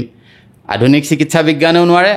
আয়ুৰ্বেদেও নোৱাৰে। কিন্তু আয়ুৰ্বেদে কি পাৰে? থাইৰয়ড আপোনাক হ'বলৈ নিদিয়ে, সেইটো কাম কৰিব পাৰে আয়ুৰ্বেদে। আৰু শ্ল' নহয়। আপোনাক ক'লোঁ, উদাহৰণ হিচাপে দিলোঁ, থাইৰয়ড আপুনি জীৱন জুৰি খাব লগা হয়, তেনেকৈ আপুনি পাইলছৰ ফাৰ্ষ্ট ডিগ্ৰী পাইলছটো 5 দিনত আয়ুৰ্বেদিক মেডিচিনে ভাল কৰিব পাৰে। আপুনি মোৰ ঘৰৰ মানুহক মানে হায়দৰাবাদ নিবলৈ যো-জা কৰি আছিল, মোৰ পৰিয়ালৰ এটা সৰু ল'ৰা। আপোনাৰ মোৰ বন্ধু এজন চিকিৎসক ডাক্তৰ সুজিত চান্দিলয়, তেখেতৰ মানে 7 মাহৰ অসমৰ কেইবাজনো গেষ্ট্ৰ'এণ্ট্ৰলজিষ্ট ট্ৰিটমেণ্টত আছিল। লাষ্টত উপায় নাপায় মানে হায়দৰাবাদ যোৱাৰ মানে প্ৰস্তুতি চলাই থকা হৈছিলে। তেনেকুৱাতে মই আমাৰ বন্ধুজনৰ হয়তো এটা চিকিৎসা মাত্ৰ 5 দিনত তেখেতৰ 80% ভাল হৈছিল। এতিয়া ল'ৰা সম্পূৰ্ণ সুস্থ, না এলোপেথিক মেডিচিন খায়, না হায়দৰাবাদ যাবলগীয়া হ'ল। এইটো মই আপোনাক উদাহৰণ দিছোঁ। আয়ুৰ্বেদ শ্ল' নহয়, আয়ুৰ্বেদ কিন্তু মানে মেডিচিন কোনে দিছে সেইটো কথা। এইটোত আপোনাৰ ধৰক মানে কলাইটিছ বুলি কয়, এনেকুৱা ধৰণৰ সমস্যাবিলাক। চিকিৎসকজনৰ অভিজ্ঞতা থাকিব লাগিব, চিকিৎসকজন দক্ষ হ'ব লাগিব। কাৰণ আয়ুৰ্বেদ শাস্ত্ৰ মতে ঔষধ ভাল হ'ব লাগিব, চিষ্টাৰ নাৰ্ছ ভাল হ'ব লাগিব, ৰোগী ভাল হ'ব লাগিব। গোটেইকেইটা 4টা উপাদান, চতুষ্পাদ বুলি কয়, 4টা উপাদান ভাল হ'লেহে চিকিৎসা সফল হ'ব। গতিকে চিকিৎসকজনে যদি দক্ষ নহয়, গতিকে সেইটো চিকিৎসকজনৰ সমস্যা হ'ব। বা ৰোগীজনে যদি আয়ুৰ্বেদিক ঔষধটো ভক্তিভাৱে ভালভাৱে যদি খোৱাই নাই, তেখেতে অলৰেডি যদি এটা পাৰ্চেপশ্যন বনাই ল'লে যে আয়ুৰ্বেদিক ঔষধে 6 মাহত ভাল কৰিব, সেইটো কাৰণে আচলতে এনেকুৱা ধৰণৰ এটা মেছেজ ছ'চাইটিলৈ যায়। আয়ুৰ্বেদে 5 দিনতো ভাল কৰিব পাৰে, 6 মাহতো ভাল কৰিব পাৰে, এবছৰত। সেইটো কেনেকুৱা ধৰণৰ ৰোগ হৈছে আৰু ৰোগটো কিমান ভিতৰলৈ গৈছে সেইটোৰ ওপৰত। কাৰণ আয়ুৰ্বেদৰ বহুত কথা আছে, মানে প্ৰথম অৱস্থাত পালে সোনকালে ভাল হ'ব। বেছি যদি এতিয়া 7টা ধাতু আছে, ৰস, ৰক্ত, মাংস, মেদ, অস্থি, মজ্জা, শুক্ৰ। আপোনাৰ কিবা এটা সমস্যা গৈ যদি ৰস ধাতুৰ পৰা গৈ পেলাই যদি মানে অস্থি ধাতু পালেগৈ, তেতিয়াহ'লে সেইটো ডেফিনেটলি আপোনাৰ দেৰি লাগিব। বা ৰস ধাতু পৰ্যায়তে যদি আছে, তেতিয়াহ'লে প্ৰাথমিক চিকিৎসাটোৱে ভাল হ'ব। গতিকে মেছেজটো হ'ল আমি অকণমান মানে অভিজ্ঞ চিকিৎসকৰ অকণমান মানে কাষ চাপিলেই হ'ল, আৰু তেতিয়াই কিন্তু এই কথাটো মানুহে আৰু নকয়। মই আপোনাক উদাহৰণ দিলোঁ, মোৰ পৰিয়ালৰ ল'ৰাক 7মহীয়া ট্ৰিটমেণ্ট যাৰ চলি আছিল আৰু যাক কোৱা হৈছিল গোটেই জীৱন চিকিৎসা কৰিলে 5 দিনত তেওঁ হায়দৰাবাদ যোৱাৰ পৰা বাচিল, গোটেই ডাঙৰ ডাঙৰ মেডিচিন খোৱাৰ পৰা বাচিল, মাত্ৰ আৰু খৰচ মাত্ৰ খুব বেছি 1500 টকা খৰচ হ'ল। এটা আপোনাৰ জানে আপুনি কলনোস্কপি এটাৰ কথা জানে, এণ্ডোস্কপিৰ কথা জানে, হয়নে? ব্লাড ইনভেষ্টিগেশ্যন, চিটি স্কেনৰটো খৰচটো জানে আপুনি। 1500 টকাত আপোনাৰ খুব কেইটামান সাধাৰণ মেডিচিনেৰে মোৰ পৰিয়ালৰ ল'ৰাটো আজিৰ তাৰিখত ভালে আছে। আৰু এটা কথা, পাইলছৰ বুলি কওঁতে ধৰি লওক এটা কথা মনলৈ আহিছে, কিছুমান মানুহ এনেকুৱা আছে পাইলছৰ এইটো বেমাৰটো হৈ আছে, তাৰপিছত অপাৰেশ্যন কৰিলে, তাৰপাছত আকৌ হৈছে। সেইখিনি মানুহক আপুনি এই মেডিচিনখিনি দিওঁতে কিমান টাইম লাগিব ঠিক হওঁতে, বা সোনকালে হ'বও পাৰে নে দেৰি লাগিব পাৰে? নহয়, পাইলছ বুলি ক'লে আপোনাৰ বহুত কেইটা কথা সাধাৰণ মানুহে যিটো পাইলছ বুলি কয়, সেইটো কেতিয়াবা এটা আমাৰ সাধাৰণ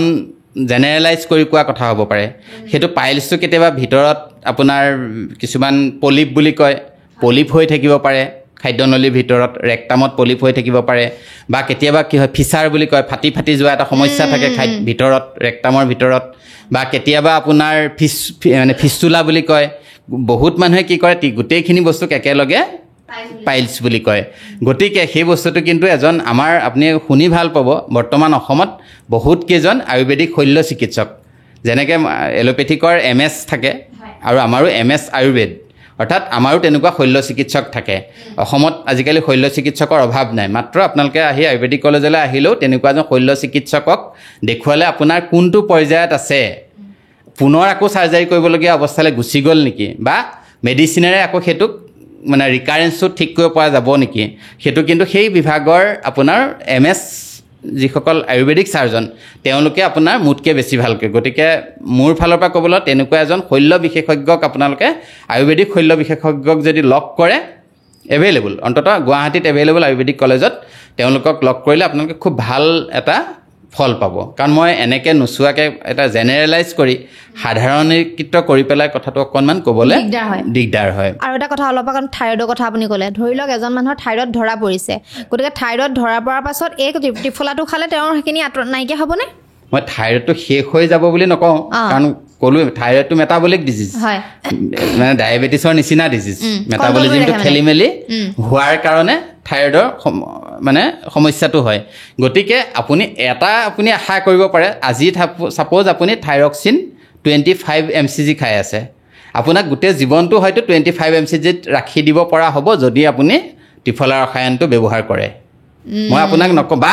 25 mcgটো 12.5 লৈ আনিব পৰা হ'ব পাৰে মই ডাঠি ক'ব নোৱাৰোঁ চবৰে ক্ষেত্ৰত মানে পৰিশ্ৰম বৃশ্ৰম প্ৰতিজন মানুহৰে হিউমেন বডিটো বেলেগ চবৰে এনাটমি বেলেগ চবৰে ফিজিঅ'লজি বেলেগ কিন্তু আমি আশা কৰিব পাৰোঁ ড'জ কমাব পাৰি আৰু ড'জটো যাতে আগলৈ বাঢ়ি নাযায় আজিকালি শুনিব আপুনি প্ৰথমতে 25 খাই আছিল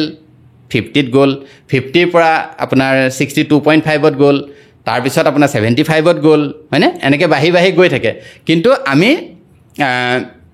আয়ুৰ্বেদ যদি ব্যৱহাৰ কৰোঁ ত্ৰিফলা ৰসায়ন যদি ব্যৱহাৰ কৰোঁ তেওঁলোকে এটা আশা কৰিব পাৰে যে মোৰ 25 mcg এটা থাকি যাব নহ'লে মই 12.5লৈ আহিব পাৰিম এইটো আশা কৰিব পাৰে হয় আৰু এই আমাৰ সন্মুখতে আছে এইটো ত্ৰিফলা এইটো দেখাই দিম নেকি অডিয়েঞ্চক এবাৰ হয় দেখুৱাব পাৰে এইটো ত্ৰিফলাটো আপোনালোকে ঘৰটো বনাই ল'ব পাৰে হয় আপোনাৰ পৰাও ল'ব পাৰে যিসকলৰ মানে বনাবলৈ ধৰি লওক অসুবিধা হয় বা ভুমুৰা কি হয় শিলিখা আমলখিটো পায় কিন্তু ভুমুৰাটো পোৱাটো অকণমান দিগদাৰ হয় আৰু যিহেতু অনুপাতটো কিছু বেলেগ হয় গতিকে আপোনালোকে ঘৰতো বনাব পাৰে যদি ঘৰত বস্তু আছে আৰু যদি ঘৰত বনাবলৈ দিগদাৰ হয় তেতিয়াহ'লে ছাৰৰ পৰাও ল'ব পাৰে মই নাম্বাৰ আপোনাৰ দি দিম ধুনীয়াকৈ আপোনাক যোগাযোগ কৰি ল'ব পাৰিব বাকী আৰু আমি কি কথা পাতিম লাষ্টলৈ আৰু কেনেকুৱা ধৰণৰ ৰোগ মানে দূৰ কৰিব পাৰে কেঞ্চাৰ ৰোগীৰ কথাই পাতোঁ তেতিয়াহ'লে কেঞ্চাৰৰ ক্ষেত্ৰত ত্ৰিফলাৰ গুণাগুণ কওকচোন ত্ৰিফলাৰ মই আপোনাক এটা উদাহৰণ এটা দিব খুজিছোঁ আমাৰ লখিমপুৰত এখন আছাম কেঞ্চাৰ ফাউণ্ডেশ্যনে এখন আমাৰ অসম চৰকাৰৰ লগত কেঞ্চাৰ কেয়াৰ ফাউণ্ডেশ্যনে মিলি অসম চৰকাৰৰ লগত মিলি এখন কেঞ্চাৰ হস্পিটেল হৈছে এতিয়া আপোনাৰ 2025 চন মই উদাহৰণ এটা দি কৈছোঁ 2045 চনৰ কথা এটা আপুনি ইমেজিন কৰক ধৰি লওক 2045 চনত আজিৰ পৰা 20 বছৰ পিছত আমাৰ কেঞ্চাৰ হস্পিটেলত 100জন ৰোগী বহি আছে আপুনি এটা কথা ভাবক সেই 100জন পেচেণ্ট আজি আমাৰ ওচৰলৈ আহিলে সেই 2045 চনত যে 100জন ৰোগী হ'বলগীয়া আছিল সেই লোককেইজনক আজি আমি লগ পালোঁ ধৰক আপোনাৰ ষ্টুডিঅ'ৰ বাহিৰত লগ পালোঁ তেওঁলোকক আমি ত্ৰিফলা ৰসায়নটো আজিৰ পৰা ষ্টাৰ্ট কৰাই দিলোঁ আপুনি শুনি ভাল পাব মানে যে আমি আচলতে বহুত বেছি আশা কৰিব পাৰোঁ তথাপিতো ক'লোঁ নহয় মই যিহেতু দুটা ৰেছপনচিবল পষ্টত আছোঁ চৰকাৰৰ গতিকে মই তথাপিতো ক'ম যে সেই 100জন মানুহৰ পৰা আপুনি 40জনক টানি বাহিৰলৈ উলিয়াই লৈ আহিব পাৰিব অৰ্থাৎ 100জন যে কেঞ্চাৰ ৰোগী হ'বলগীয়া আছিল 2045 চনত আপুনি আজিৰ পৰা যদি তেখেতসকলক আৰম্ভ কৰে কাৰণ তেখেতসকলৰ বয়স আজিতো 20 বছৰ কমি আছে এতিয়াৰ পৰা যদি আমি ত্ৰিফলা ৰসায়ন তেখেতসকলৰ ওপৰত প্ৰয়োগ কৰোঁ তাৰে 40জন ৰোগী কিন্তু আপুনি সেই লাইনটোৰ পৰা সেই কেঞ্চাৰ পেচেণ্টৰ সেই কিউটোৰ পৰা বাহিৰ কৰিব মানে উলিয়াই আনিব পাৰিম গতিকে মই ভাবোঁ আমি যদি 40জন পেচেণ্টৰ লোড আমাৰ অংক'লজিষ্ট বা অংক'চাৰ্জনকেইজন বা ৰেডিঅ'থেৰাপিষ্টকেইজনৰ পৰা যদি কমাই দিব পাৰোঁ সেইটো আমাৰ আয়ুৰ্বেদৰ মই এটা সফলতা বুলি ক'ম বা আয়ুৰ্বেদিক চিকিৎসকৰ এই মহান 5000 বছৰীয়া এটা ঐতিহ্য থকা বিজ্ঞানৰ মই সফলতা বুলি কিন্তু মই দাবী কৰিম হয়নে কেঞ্চাৰৰ ওপৰত আৰু মানে ত্ৰিফলা ৰসায়নৰ এইটো হ'ল এটা কৰিব পৰা মানে ক্ষমতা ত্ৰিফলা ৰসায়নৰ থকা ক্ষমতা কেনেকৈ কৰিব এতিয়াতো মই ক'লোৱেই নৱপ্ৰজন্মইতো মই এনেকৈ হাইপথেটিকেলি আপোনাক কথাটো কৈ দিলে নহ'ব কেঞ্চাৰ কি কেঞ্চাৰ হ'ল এটা দীঘলীয়া যিটো ক্ৰনিক ইনফ্লেমেশ্যন বুলি কয় অৰ্গেনবিলাকত হৈ থকা অসমীয়া ভাষাত প্ৰদাহ বুলি কয় এটা পৰিঘটনা হয়নে কোনোবাই অৰ্গেন এটা কিবা এটা টিচুবিলাকক কিবা এটা কাৰণত ইৰিটেট হৈ থাকে জোকাই থাকে সিহঁতে সদায় খং উঠি থাকে এটা সময়ত আপোনাৰ খংটো কি হয় সদায় যদি আপোনাক জোকাই থাকে এটা দিনলৈ আপোনাৰ সহ্যটো কৰি থাকিব পাৰে কিন্তু এটা দিনততো আপুনি নোৱাৰা হ'ব সেইদিনা আপোনাৰ বিস্ফোৰণ হ'ব সেইটোৱে হ'ল কেঞ্চাৰ এইটো নহয় যে প্ৰতিজন ক্ৰনিক কোনোবা এটা অৰ্গেনৰ ক্ৰনিক ইনফ্লেমেশ্যন প্ৰতিজন ৰোগীৰ ক্ষেত্ৰত কেঞ্চাৰ হ'ব বুলি কথা নাই কিন্তু বেছিভাগ কেঞ্চাৰে কি হয় এই দীঘলীয়া যিবিলাক ক্ৰনিক ইনফ্লেমেশ্যন হৈ থাকে অসমীয়াত যিটো প্ৰদাহ বুলি কয় এই ক্ৰনিক ইনফ্লেমেশ্যনৰ কাৰণে আপোনাৰ কেঞ্চাৰ হয় কিন্তু ত্ৰিফলাই কি কৰে এই যে ক্ৰনিক ইনফ্লেমেশ্যন যিটো হয় যে এই এণ্টি ইনফ্লেমেটৰী এটা গুণ থাকে মই নৱপ্ৰজন্মৰ যিসকল পঢ়া শুনা ল'ৰা ছোৱালী যোনে আমাক সন্দেহ কৰিব পাৰে আয়ুৰ্বেদ চিকিৎসা বিজ্ঞানৰ প্ৰতি প্ৰশ্ন এটা উঠিব পাৰে উঠাটো স্বাভাৱিক উৎসুকতা থাকে কিউৰিয়চিটি থকাটো এজ এ ষ্টুডেণ্ট ভাল তেওঁলোকক কৈছোঁ যে ত্ৰিফলাই কি কৰে আপোনাক এই গুণটো কৰে এই ক্ৰনিক যিটো ইনফ্লেমেশ্যন এই ইনফ্লেমেশ্যনটো কমাই দিয়ে গতিকে ইনফ্লেমেশ্যনটো কমাই দিলে আপোনাৰ কেঞ্চাৰটো গৈ নাপায়গৈ হয়নে অঁ কাৰণ আয়ুৰ্বেদ শাস্ত্ৰত কৈছে আমলকং বয়স স্থাপনানাং চৰকে কৈছে মানে আমলখি এণ্টি এজিং আপোনাৰ বয়সটোক ধৰি ৰাখিব পাৰে 80 বছৰ জীয়াই থাকিবলগীয়া মানুহজনক 100 বছৰ নিদিয়ে কিন্তু 80 বছৰ জীয়াই থাকিবলগীয়া মানুহজনক 60 বছৰতে অকাল মৃত্যুৰ পৰা বচাব পাৰে আমি মেছেজটো কিন্তু তেনেকৈ দিব লাগিব এইটো মেছেজ মানে বয়স স্থাপন মানে এইটো নহয় যে মানুহজনৰ জিনত লিখা আছে এখেতৰ বয়স 80 বছৰ ফিক্স কৰা আছে আমাৰ কপালত কিন্তু তেখেতক আপুনি 100 বছৰ ত্ৰিফলা খুৱাই পেলাই দিব নোৱাৰে কিন্তু তেখেতক আমি এটা কাম কৰিব 80 বছৰ আগতে তেখেতৰ কিছুমান আহাৰ বিহাৰৰ খেলিমেলিৰ কাৰণে তেখেতে 60 বছৰতে যাতে ৰোগীয়া হৈ নপৰে বা পৃথিৱীৰ পৰা যাবলগীয়া নহয় সেই কামটো কিন্তু আপোনাক আমলখি বা ত্ৰিফলাই কৰিব পাৰে যিটো শাস্ত্ৰই কৈ থৈ গৈছে আমলকং বয়স স্থাপনানাং এইটো চৰক সূত্ৰস্থানত কৈছে চৰক সংহিতাত গতিকে আপোনালোকৰ ত্ৰিফলা খাওক বহুত বেমাৰৰ পৰা হাত সাৰি থাকক আৰু এটা কথা মোৰ মনলৈ আহিছে পিচিঅ'ডি প্ৰব্লেম মহিলাসকলৰ আজিকালি খুব বেছি হৈছে প্ৰব্লেমটো পিৰিয়ডছৰ খেলিমেলি হয় বহুত বেছি প্ৰব্লেম ক্ৰিয়েট হয় গতিকে ত্ৰিফলাৰ যোগেদিও পিচিঅ'ডি প্ৰব্লেম নাইকিয়া কৰিব পাৰি আপোনাক পোনপটীয়াকৈ মই পাৰি বুলি ক'ব নোৱাৰোঁ মই ক'লোঁ আকৌ আওঁপকীয়াকৈ ক'ব লাগিব গম পাইছেনে কেনেকৈ পাৰি মই ক'লোঁ নহয় আপুনি যেতিয়া ঘৰৰ পৰা ওলাই গ'ল কিন্তু আনফৰ্চুনেটলি দুখ লগা কথা হ'ল কি মই 12 বছৰীয়া ছোৱালীৰো পিচিঅ'ডি পাইছোঁ 12 বছৰীয়া কমন আপুনি গাইনকলজিষ্টসকলক সুধিব 12-13 বছৰীয়া গুৱাহাটীততো চাগে বহুত বেছি হ'ব মোৰ লখিমপুৰ মই য'ত কাম কৰোঁ লালুক মডেল হস্পিটেল মোৰ গাঁৱৰ হস্পিটেলত মই 12-13 বছৰীয়া ছোৱালী পিচিঅ'ডি বহুত পাইছোঁ আপুনি আল্ট্ৰাচাউণ্ড কৰক চিষ্ট ওলাবই ইমান সোনকালে কিয় হৈছে সোনকালে কি হয় আপোনাৰ 8 বছৰীয়া ছোৱালীৰ আপুনি 10 বছৰীয়া ছোৱালীৰ চুলি পকা দেখিছে বহুত হয় আজিকালি 10 বছৰীয়া ল'ৰা ছোৱালী লৈ আহে মাক দেউতাক খাদ্যৰ কাৰণে মেটাবলিজিম আমি ইনজেকশ্যনৰ কথাটো নাযাওঁ সেইটো যিসকল অভিজ্ঞ এক্সপাৰ্ট তেওঁলোকৰ পৰা আমি ৱেলকাম কাৰণ গোটেই নলেজটো নথকাকৈ আমি সমাজলৈ এটা বাৰ্তা দিব নোৱাৰোঁ কথা হ'ল কি মেটাবলিজিম আমাৰ মানে কি হ'ল আমি কৈছিলোঁ যে 25 বছৰৰ পিছত মেটাবলিজিমটো অলপ শ্ল' হয় কিন্তু আজিকালি যিবিলাক খাদ্য আৰু লাইফষ্টাইল এইবিলাকে কি কৈছে আপোনাৰ এই মেটাবলিজিমটো কিন্তু কম বয়সতে আপোনাৰ খেলিমেলি কৰি দিয়ে মেটাবলিজিমৰ খেলিমেলি হোৱাৰ লগে লগে আপোনাৰ কি হয় পিচিঅ'ডি হয় বুজি পাইছেনে কাৰণ আগৰ ল'ৰা ছোৱালীবিলাকৰ কি হ'ল আৰু আজিকালি কি হ'ল আমাৰ বিশেষকৈ যিসকল আমি মানে প্ৰাইভেট স্কুলত যিসকলে পঢ়ুৱাইছোঁ বা চৰকাৰী স্কুলতো মোটামুটি একেই আপোনাৰ ব্যায়াম শাৰীৰিক ব্যায়ামটো কোনো স্কুলত বহুত কম আমাৰ চৰকাৰী স্কুলত আছে 2-এখন প্ৰাইভেট স্কুলে ইনিচিয়েটিভ লৈছে কিন্তু বেছিভাগ স্কুলতেই চাব গোটেই একাডেমিক ছাইডটোতে তেখেতসকলৰ মানে ফ'কাছটো থাকে আপুনি ব্যায়াম আপুনি মোৰ ছোৱালী দুজনীয়েতো মই স্কুলত কোনো ধৰণৰ তেনেকুৱা ফিজিকেল এক্টিভিটি কৰা দেখা নাই তেনেকুৱা এক্টিভিটিৰ ব্যৱস্থাও নাই সকলোৰে কি হয় মোৰ ছোৱালীজনী কেনেকৈ টপাৰ হয় কেনেকৈ ৰেংক পায় সকলো অভিভাৱকে আমাৰ মানে উদ্দেশ্য এটাই থাকে কিন্তু আপোনাৰ মাধ্যমে মই এইটো জনাব খুজিছোঁ যে আমাৰ স্কুলবিলাকত মই অসম চৰকাৰক বা সংশ্লিষ্ট সকলোকে আহ্বান জনাম যে এই প্ৰথম মানৰ পৰাই বা নহ'লেও অন্ততঃ 10 বছৰ মানে ক্লাছ 5 মানৰ পৰা অন্তত ফিজিকেল মানে এডুকেশ্যন বা শাৰীৰিক তেনেকুৱা ধৰণৰ ব্যায়ামৰ ব্যৱস্থাটো কোনোবাই যোগ বা ব্যৱহাৰ কৰি ভাল নাপাব পাৰে, কোনোবাই হয়তো মানে ডেইলি 1 ঘণ্টাৰ এটা শাৰীৰিক পৰিশ্ৰম কৰাৰ এটা অভ্যাস সৰুৰ পৰাই গঢ়ি তুলিব লাগিব। সেইটো নৃত্যৰ মাধ্যমেৰে হ'ব পাৰে, যোনে যি ভাল পায়, কোনোবাই বিহু নাচি ভাল পায়, কোনোবাই সত্ৰীয়া ভাল পায়, কোনোবাই ৰাভা নৃত্য ভাল পায়, কোনোবাই মিচিং নৃত্য ভাল পায়। এই সদায় 1 ঘণ্টা এনেকুৱা এটা ফিজিকেল এক্টিভিটিৰ ব্যৱস্থা যদি কৰাবলৈ হয়, তেতিয়াহে কিন্তু আমি PCODৰ পৰা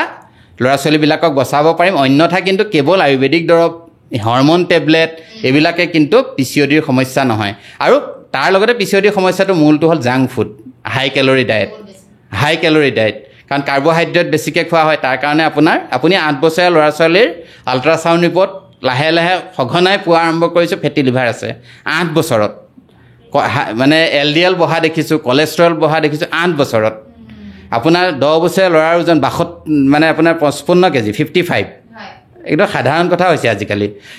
গতিকে এইখিনি কিন্তু আমি এজন বা দুজন অভিভাৱকে বা আমি এটা পডকাষ্টত এইটো সামৰিব নোৱাৰোঁ। এইটো এটা জেনেৰেলাইজড এটা ডাঙৰ আন্দোলন হ'ব লাগিব। আন্দোলন মানে আমি পলিটিকেল আন্দোলনৰ কথা কোৱা নাই, এটা সামাজিক আন্দোলন হ'ব লাগিব। এটা চৰকাৰৰ ওপৰত এটা হেঁচা আমি প্ৰয়োগ কৰিব লাগিব গাৰ্জেনসকলে, যে 5 ঘণ্টা যদি স্কুলৰ সময় থাকে তাৰে 1 ঘণ্টা আগৰ যে আমাৰ যে PT বুলি কওঁ, আমাৰ সময়ত আপোনালোক পাছৰ প্ৰজন্মৰ কাৰণে চাগে পোৱা নাই, আমি পাইছিলোঁ। আমাৰ PT টিচাৰ আছিলে। এতিয়া বহুত স্কুলৰ PT টিচাৰ থাকিলেও কিন্তু সেই ক্লাছটো নহয়। মানে একাডেমিক লোডটো বহুত বাঢ়ি গৈছে, কিন্তু আপোনাৰ স্বাস্থ্যটোৱে যদি ভালে নাথাকে আৰু এই PCODৰ সমস্যাটোৱে গৈ পেলাই 12-13 বছৰ যিটো PCOD আৰম্ভ হ'ল, সেইটোৱে আপোনাৰ 30 বছৰ বয়সত গৈ পেলাই ইনফাৰ্টিলিটি হ'ব, সন্তানহীনতা হ'ব। গতিকে এই সমস্যাখিনি কিন্তু আমি ধৰক সকলোৱে সামগ্ৰিকভাৱে সমাজৰ প্ৰতিটো ছেকশ্যন বা চৰকাৰ, ৰাইজ আৰু গোটেই অভিভাৱক, স্কুলৰ কৰ্তৃপক্ষ সকলোৱে মিলিহে কিন্তু PCOD, আৰু আপুনি শুনি আচৰিত হ'ব যে PCODটো গৈ পেলাই আকৌ পাছত ডায়েবেটিছো হয়। PCOD থাকিলে পাছত ডায়েবেটিছ হোৱাৰ সম্ভাৱনা বহুত বেছি হ'ব, প্ৰায় হ'বই বুলি ধৰি ল'ব পাৰে, অন্ততঃ 30 বছৰ 35 বছৰ বয়সত। গম পাইছেনে? গতিকে PCOD লাইফষ্টাইল মেনেজ কৰি, প্ৰয়োজন হ'লে আয়ুৰ্বেদিক দৰৱ এটা দি পেলাই, আপোনাৰ দৰকাৰ হ'লে গাইনকলজিষ্ট এজনৰ পৰামৰ্শ মতে 2-এটা মেডিচিন দিয়ক, কিন্তু গোটেই মূল বস্তুটো হ'ল কিন্তু লাইফষ্টাইল মডিফিকেশ্যন। আৰু গোটেই কামটো কৰিব পাৰে লাইফষ্টাইল মডিফিকেশ্যনৰ কামটো সদায় আয়ুৰ্বেদে কিন্তু বৰ ধুনীয়াকৈ কৰিব পাৰে। কাৰণ আয়ুৰ্বেদত চৰক সংহিতাত বৰ ডাঙৰ কথা এটা কৈছে যে এটা ব্যায়াম, বিনা ব্যায়ামত কোনো স্বাস্থ্য নহয়। 5000 বছৰৰ আগত আচাৰ্য চৰকে ক'লে ব্যায়াম। শুনি আপুনি আচৰিত হ'ব। আপুনি ভাৰতৰ এখন হস্পিটেল আছে, কেঞ্চাৰ হস্পিটেল, সৰ্বোদয় হস্পিটেলৰ যিজন ডাইৰেক্টৰ, সেইদিনা তেখেতৰ মই এটা ইণ্টাৰভিউ চাইছিলোঁ। তেখেতে প্ৰথম শব্দটোৱে কৈছে, বহুত কেঞ্চাৰ কেলৈ হয় আমিও নাজানো। তেখেত কেঞ্চাৰ ইনষ্টিটিউটৰ ডাইৰেক্টৰ, তেখেতে কৈছে মই নাজানো বহুত কেঞ্চাৰ কেলৈ হয়। আৰু এটা মেইন কজ কৈছে ব্যায়াম কমি গ'ল। চৰক সংহিতাই 5000 বছৰ আগতে ক'লে ব্যায়াম নকৰাৰ কাৰণে অসুখ হয়। আৰু সৰ্বোদয় হস্পিটেলৰ ডাইৰেক্টৰ ছাৰে 2025 চনৰ আজি 3 দিন আগত কৈছে ব্যায়াম নকৰাৰ কাৰণে কেঞ্চাৰ হয়।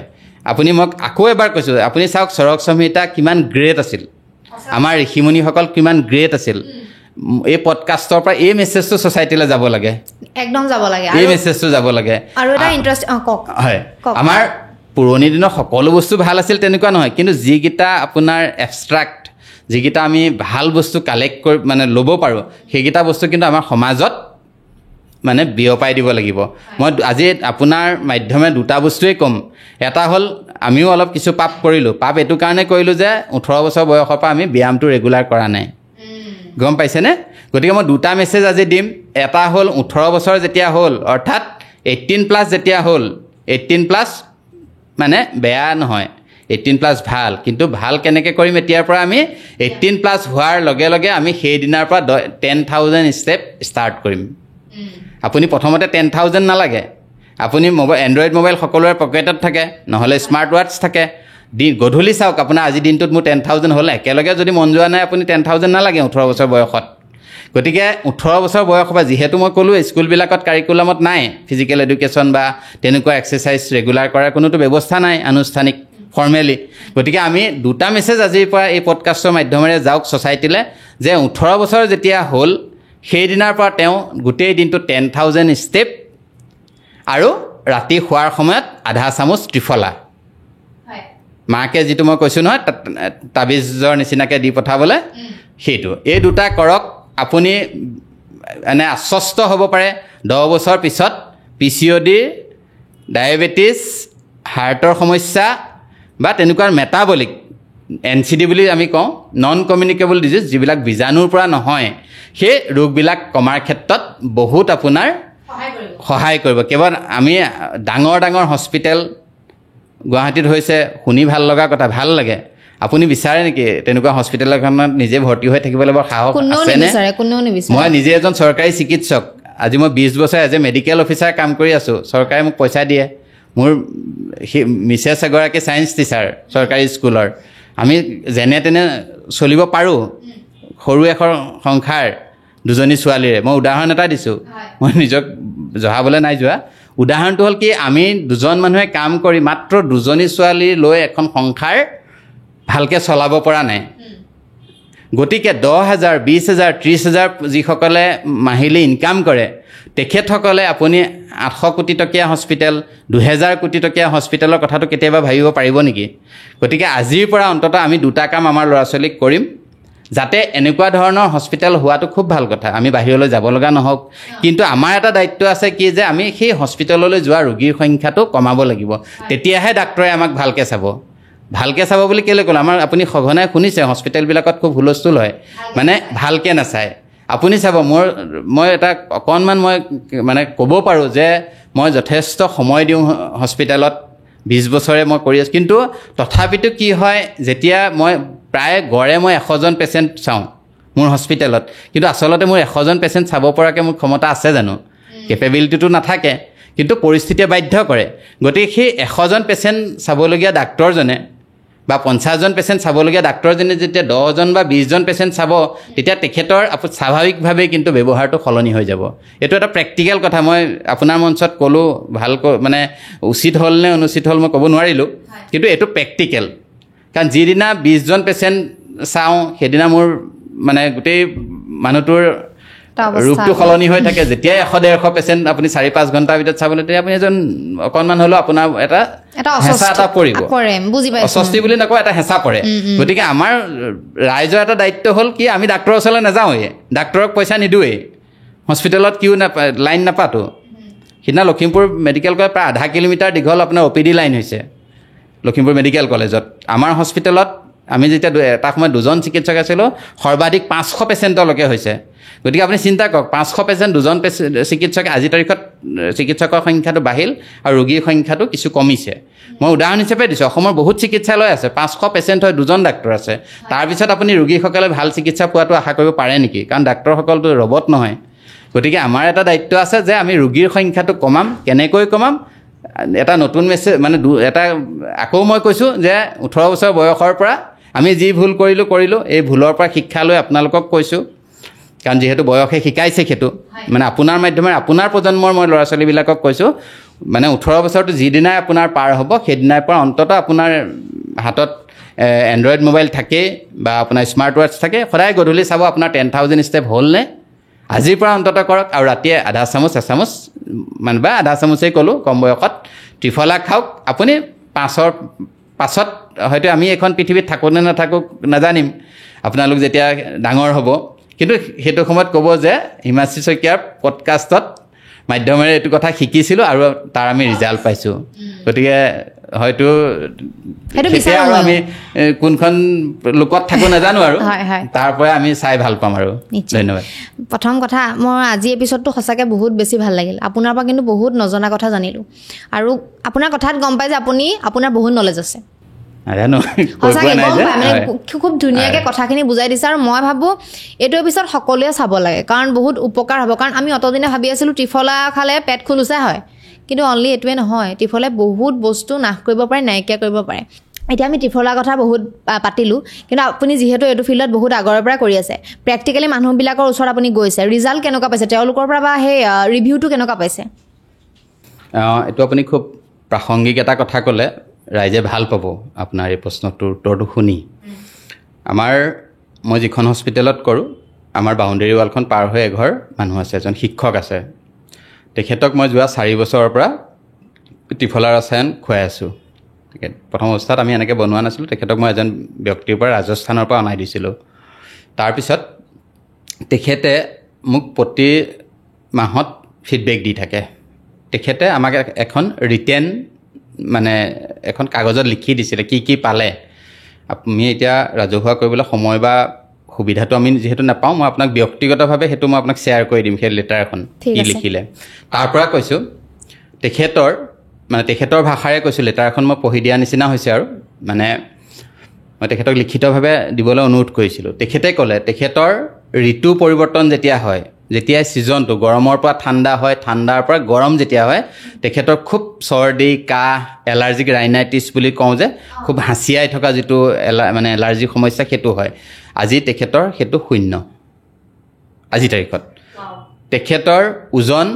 স্বাভাৱিক, যিমান ওজন থাকিব লাগে সিমান আছে। ব্লাড প্ৰেছাৰ তেখেতৰ 100% নৰ্মেল, ব্লাড চুগাৰ 100% নৰ্মেল। খোৱাৰ আগত তেখেতৰ বৰ্ডাৰ লাইনবিলাক টাচ কৰিছিল। আৰু আজি কেইদিনমানৰ আগত, আজি 10-15 দিনৰ আগত তেখেতে এটা মোক খুব ভাল লগা এটা ফিডবেক দিছে যে তেখেতৰ ভায়েক, পৰিয়ালৰ নিজৰ ভায়েক যিকেইজন আছিলে, তেখেতসকলৰ চুগাৰ ওলাই গ'ল, কিন্তু এতিয়ালৈকে কিন্তু তেখেতৰ চুগাৰটো ওলোৱা নাই। তেখেতে অন্তৰৰ পৰা বিশ্বাস কৰিছে যে সেই ত্ৰিফলা ৰসায়নে তেখেতক মানে ডায়েবেটিছৰ পৰা বচাই ৰাখিব পাৰিছে, মুক্ত কৰিছে। গতিকে ডায়েবেটিছটো হৈ যোৱাৰ পিছত এটা যথেষ্ট এণ্ডক্ৰাইনলজিষ্টৰ তাত যাব লাগে, মেডিচিনৰ স্পেচিয়েলিষ্টৰ তাত যাব লাগে। কাৰণ জানে আপুনি এণ্ডক্ৰাইনলজিষ্ট সকলো ঠাইতে উপলব্ধ নহয়, ডায়েবেটিছ বিশেষজ্ঞ। গতিকে আমি তাৰ আগত যদি অকণমান মই কোৱা নিচিনাকৈ যদি আমি অকণমান কষ্ট কৰোঁ, গতিকে আমি ডায়েবেটিছ ৰোগটো হ'বলেই নিদিওঁ। কাৰণ ডায়েবেটিছ এবাৰ হ'লে যথেষ্ট অসুবিধা হয়, আপুনি সকলোৱে যেনিবা ৰাইজে জানেই। গতিকে আমি ক'লোঁ ত্ৰিফলা ৰসায়ন বা আমাৰ আয়ুৰ্বেদৰ উদ্দেশ্যটো হ'ল স্বাস্থ্য ৰক্ষণম, মানে স্বাস্থ্যটো আমাৰ আজি ভালে আছে, কাইলৈও ভাল হৈ থাকক। সেইটো এটা মই এই তেখেতৰ পৰা পোৱা উদাহৰণ। আৰু এটা মোক এজন দাদাই ক'লে, তেখেতৰ মানে পত্নী আমাৰ ষ্টাফ, গতিকে সঘনাই মই তেখেতৰ ৰিভিউবিলাক লৈ থাকোঁ। তেখেতৰ এটা গেছৰ সমস্যা আছিল আৰু পায়খানাটো খোলোচা নহয়। সকলোৱে জানে ত্ৰিফলা খালে পায়খানাটো খোলোচা হয়,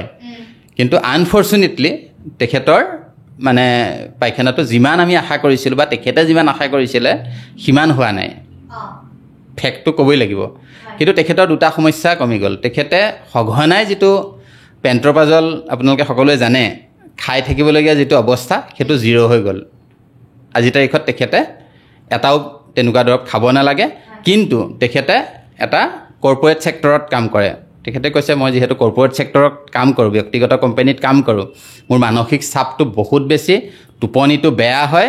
আৰু অকণমান মই খিংখিঙীয়া স্বভাৱৰ আছিলোঁ, মানে অকণমান সোনকালে মানে খংটো উঠে আৰু। কিন্তু এইটো খোৱাৰ আজি এমাহত দেখিছোঁ যে মোৰ পায়খানাটো মই আশা কৰা ধৰণে খোলোচা নাই হোৱা, কিন্তু মোৰ সেই খিংখিঙীয়া স্বভাৱটো একদম নাইকিয়া হৈ গ'ল। তাৰপিছত টোপনিটো খুব ধুনীয়া হৈ গ'ল। এইবিলাক হ'ল মই মানে প্ৰেক্টিকেলি মই মোৰ মানুহবিলাকৰ পৰা পোৱা খুব ভাল লগা এটা ফিডবেক। আৰু তাৰ লগতে আপোনাৰ মই আৰু এটা আপোনাক লগতে কৈ থৈছোঁ, যিসকলে সন্তানৰ প্লেনিং কৰে, অৰ্থাৎ যোনে বিয়া বাৰু হ'ল এবছৰমান থাকিলে, তাৰপিছতে প্লেনিং যেতিয়া কৰে, মই সকলোকে এটা অনুৰোধ জনাম যে আপোনালোকে প্লেনিং কৰাৰ আগত বা কিবা কাৰণত যদি IVF লেভেললৈ কিছুমানৰ যায়, যদি সেই IVF কৰোৱাৰ আগত অন্ততঃ এমাহ, পাৰিলে 3 মাহ কৰিব পাৰিলে ভাল, যদি সময় নাথাকে এমাহ আপোনালোকে মানে এই ত্ৰিফলাটো যদি সেই আপোনালোকে আয়ুৰ্বেদিক, এলোপেথিক, হোমিওপেথিক, IVF যি পদ্ধতি অৱলম্বন কৰে সেইটো আপোনাৰ ব্যক্তিগত স্বাধীনতা, আপোনাৰ অধিকাৰ আছে কৰিব। কিন্তু এই মানে চিকিৎসা লোৱাৰ আগতে যাতে আপোনালোকে পতি আৰু পত্নী দুয়োজনে যাতে এমাহৰ কাৰণে হ'লেও, এমাহৰ পৰা 3 মাহ আপোনালোকৰ সময় সুবিধা মতে মানে যাতে ত্ৰিফলাটো অন্ততঃ খাই লয়। তেতিয়া কি হ'ব, আপোনাৰ আয়ুৰ্বেদিক ট্ৰিটমেণ্ট কৰিলেও তাৰ ফল লাভ কৰাৰ সম্ভাৱনা বহুত বাঢ়ি যাব। IVFৰ যিটো ছাকচেছ ৰেট, আপুনি জানে IVF কৰিলেই কিন্তু সকলোৰে ছাকচেছ নহয়, অন্ততঃ 40 to 50% মান মানুহৰহে ছাকচেছ হয়, খুব বেছি, তাতকৈ কম হ'লেও বেছি নহয়। কিন্তু গতিকে আমি সেই ছাকচেছ ৰেটটো বঢ়াব পাৰোঁ ত্ৰিফলা ৰসায়নৰ যোগেদি। সেইটো এটা মই এটা যোগ কৰিব খুজিছোঁ। আৰু তাৰ লগতে মোৰ এগৰাকী ভণ্টি আছে, মানে খুব নিজৰ আপোন ভণ্টি আছিল। তাই যোৱা প্ৰায় 10 বছৰে 52 ডেজৰ তলত মানে মেন্স হৈ পোৱা নাই মানে তেখেতৰ মেন্সটো 52 ডেজ মানে অনিয়মীয়া কিন্তু জীৱনত প্ৰথমবাৰৰ বাবে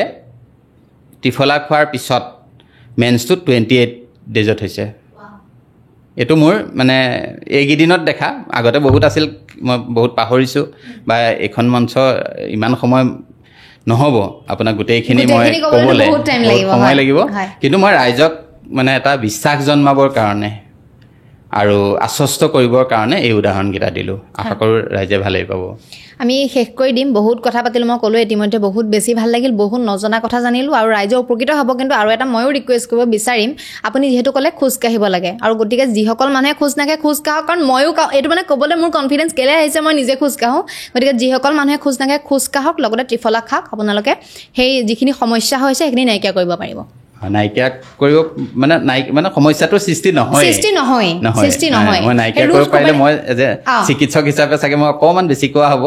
হয় গতিকে চিকিৎসক মানে সমস্যাটো নহয় সেইটোত আমি সকলোৱে গুৰুত্ব দিব লাগে এতিয়া এপিছডটো বহুতে হয়তো চাই আছে আমাৰ গতিকে আপোনাক বহুতে যোগাযোগ কৰিব বিচাৰিব নাম্বাৰটো আপুনি মোক দি দিব হোৱাটছআপত মই স্ক্ৰীনত লগাই দিম আপোনালোকে যোগাযোগ কৰি ছাৰৰ লগত কথা পাতি ল'ব পাৰিব কেনেকুৱা লাগিছে আজি এপিছডটো কমেণ্ট কৰিব ভিডিঅ'টো যিমান পাৰে শ্বেয়াৰ কৰক খুব ভাল কথা কৈছে তেখেতে আৰু যদিহে আমাৰ এপিছডবিলাক চাই ভাল পাই আছে আমাৰ চেনেলটো ছাবস্ক্ৰাইব কৰি দিব